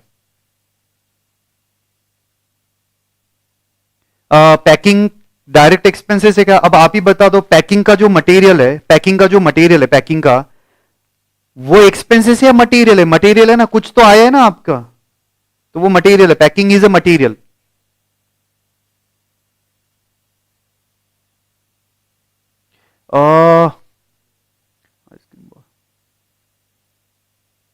Power is direct. लॉ का लेक्चर लॉ के सर आपको एक्सप्लेन करेंगे, कॉस्टिंग रिलेटेड डाउट पूछिएगा फटाफट से। इलेक्ट्रिसिटी इज इनडायरेक्ट एक्सपेंस है, परफेक्ट है। लॉ का लेक्चर सर अनाउंस करेंगे।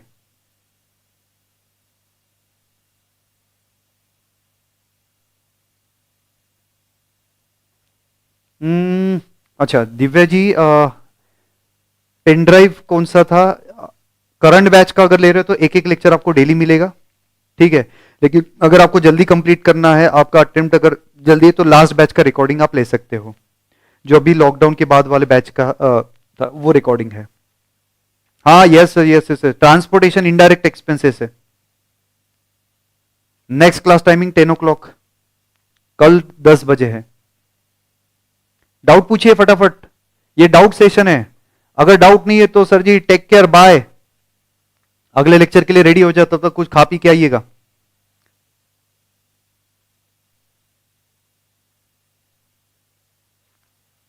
कॉस्ट सबके लिए अलग सब्जेक्ट है सर, सबके लिए ये नया सब्जेक्ट है, कैसे होएगा क्या टेंशन मत लो, बहुत अच्छे से होएगा। कल 10 o'clock आपका लेक्चर रहेगा।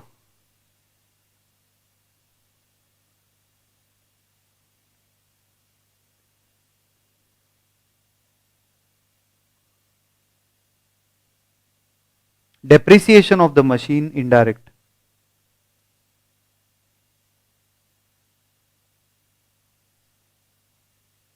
जॉब चार्जेस क्या होता है, मैं अगर किसी और से काम करवा के लेता हूं तो ये जॉब चार्जेस में कंसीडर किया जाता है।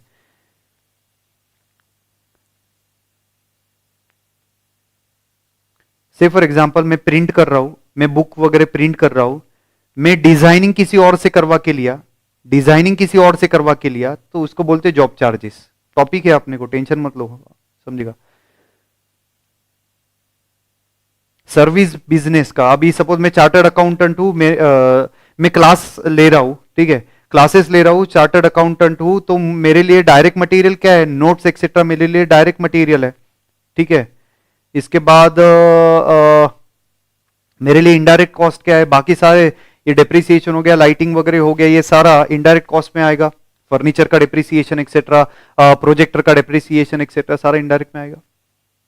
नेक्स्ट,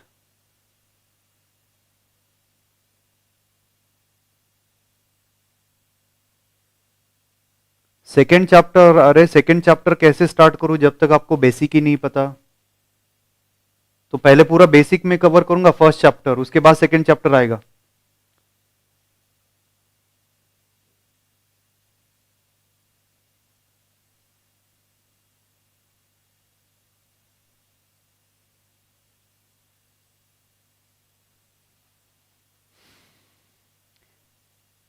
वेंकटेश जी इन्होंने पूछा है, अगर हम लोग एक ही प्रोडक्ट मैन्युफैक्चर कर रहे हैं तो कॉस्ट अकाउंटिंग का कोई यूज नहीं है, बिल्कुल यूज है सर, बिल्कुल यूज है, एक ही प्रोडक्ट के लिए भी तो उसका यूज है, कॉस्ट कंट्रोल करना, कॉस्ट रिड्यूस करना, कहाँ पे आपको स्टैंडर्ड सेट किया है, एक्चुअल के साथ कंपेयर किया, आपको एक प्रोडक्ट के लिए भी उसका यूज है। और फ्रेंड्स कॉस्टिंग में कुछ एक्सपेंसेस हम लोग कंसिडर नहीं करते हैं, कॉस्ट अकाउंटिंग में जैसे कि बैड डेब्ट्स कंसीडर नहीं करते हैं, आगे आएगा वो, बैड डेब्ट्स कंसीडर नहीं करते हैं, इसके बाद आपका goodwill return of, preliminary expenses return of, ठीक है, इंटरेस्ट पेड एक्सेट्रा, ये हम लोग कंसीडर नहीं करते हैं, तो वो एक प्रोडक्ट भी रहेगा तो भी कॉस्ट अकाउंटिंग करना है।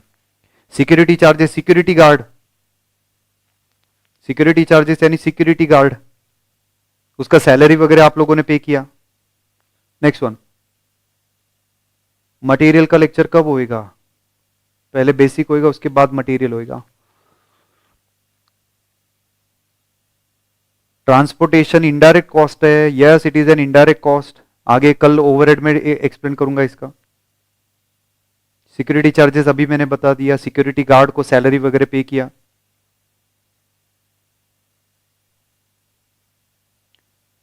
लिखने का काम ज्यादा रहेगा, yes, because we are going to solve more than 600-650 question, तो लिखना तो रहेगा, ये बेसिक कंसेप्ट है, तो आज नहीं, जैसे प्रैक्टिकल स्टार्ट हो जाएगा आपको भर भर के लिखना है।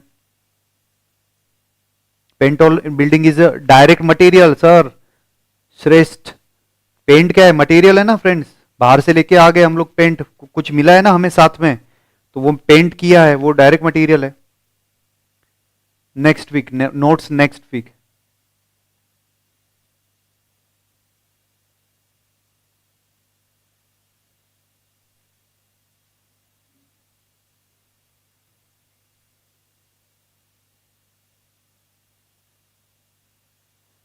ये salaries indirect expenses, don't worry, कल पूरा ये सैलरी का एक्सप्लेनेशन होने वाला है।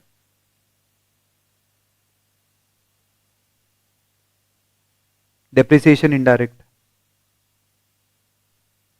Depreciation although non cash expenses है, वो खर्चा ही है, डेप्रिसिएट होता है ना, बाद में रिप्लेस करेंगे, बेचने जाएंगे तो कम पैसा आएगा उसका। नोटिंग का काम कब से रहेगा? 3 लेक्चर के बाद भर भर के आपको लिखना है जब प्रैक्टिकल स्टार्ट होएगा। Audited, if you have audited और you have approved any balance sheet or any document, then what will be the cost of that service? Sir, if it has, then it will be considered or not. अच्छा, यानी मैं chartered accountant है, शायद आपको ये question पूछना है कि मैं चार्टर्ड अकाउंटेंट हूं और मुझे अगर कुछ अप्रूवल वगैरह करना है तो उसके लिए खर्चा क्या क्या लगेगा? ओके, वो प्रिंटिंग वगैरह का खर्चा मुझे लगेगा, ठीक है, पेजेस वगैरह प्रिंटिंग का खर्चा मुझे लगेगा। Next, advertisement expenses before completion of building, advertisement expenses sir जी सेलिंग एक्सपेंसेस में आता है, इनडायरेक्ट एक्सपेंसेस से।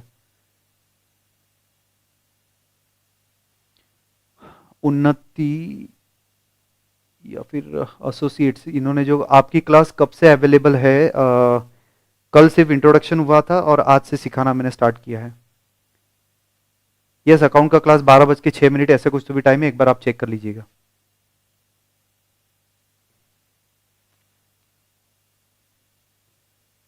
आज से तो लेक्चर अपलोड हो गया यूट्यूब पे, पहले कुछ लेक्चर यूट्यूब पे फ्री अपलोड हो जाएगा और जैसे जैसे बैच कंप्लीट होएगा वैसे वैसे लेक्चर अपलोड होते जाएंगे।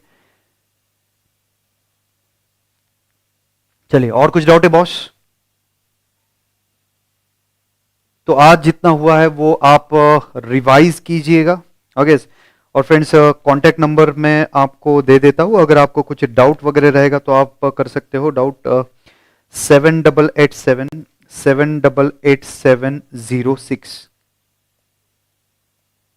जी हाँ सर, 7887 ये मेरा नंबर है, यहाँ पे आप व्हाट्सएप कर सकते हैं। टैक्स के सर इन्फॉर्म करेंगे।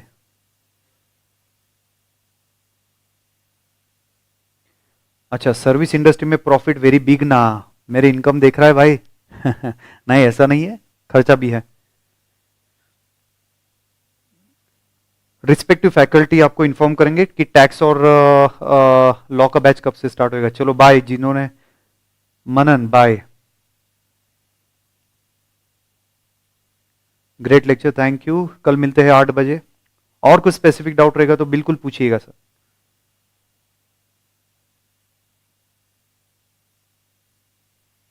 चलेगा, आई होप डाउट आना बंद हो चुका है, फिर भी अगर कुछ डाउट इसके बाद आपको आता है तो व्हाट्सएप पे वो एंटरटेन होएगा। Thank you. चलिए बाय फ्रेंड्स, कल मिलते हैं 8 बजे, कल और कुछ इंटरेस्टिंग कंसेप्ट लेके आऊंगा। ठीक है, see you in the next lecture and take care all. Thank you bye. अच्छा पढ़ाते हो, थैंक यस, मजा आएगा सर। कल का लेक्चर मिस नहीं करेंगे, कल के लेक्चर में और ज्यादा मजा आएगा क्योंकि थोड़ा सा प्रैक्टिकल भी कल सिखाने वाला हूं, थोड़ा सा। तोड़ मालिक, कृणाल तोड़, यस, चलिएगा, टेक केयर ऑल।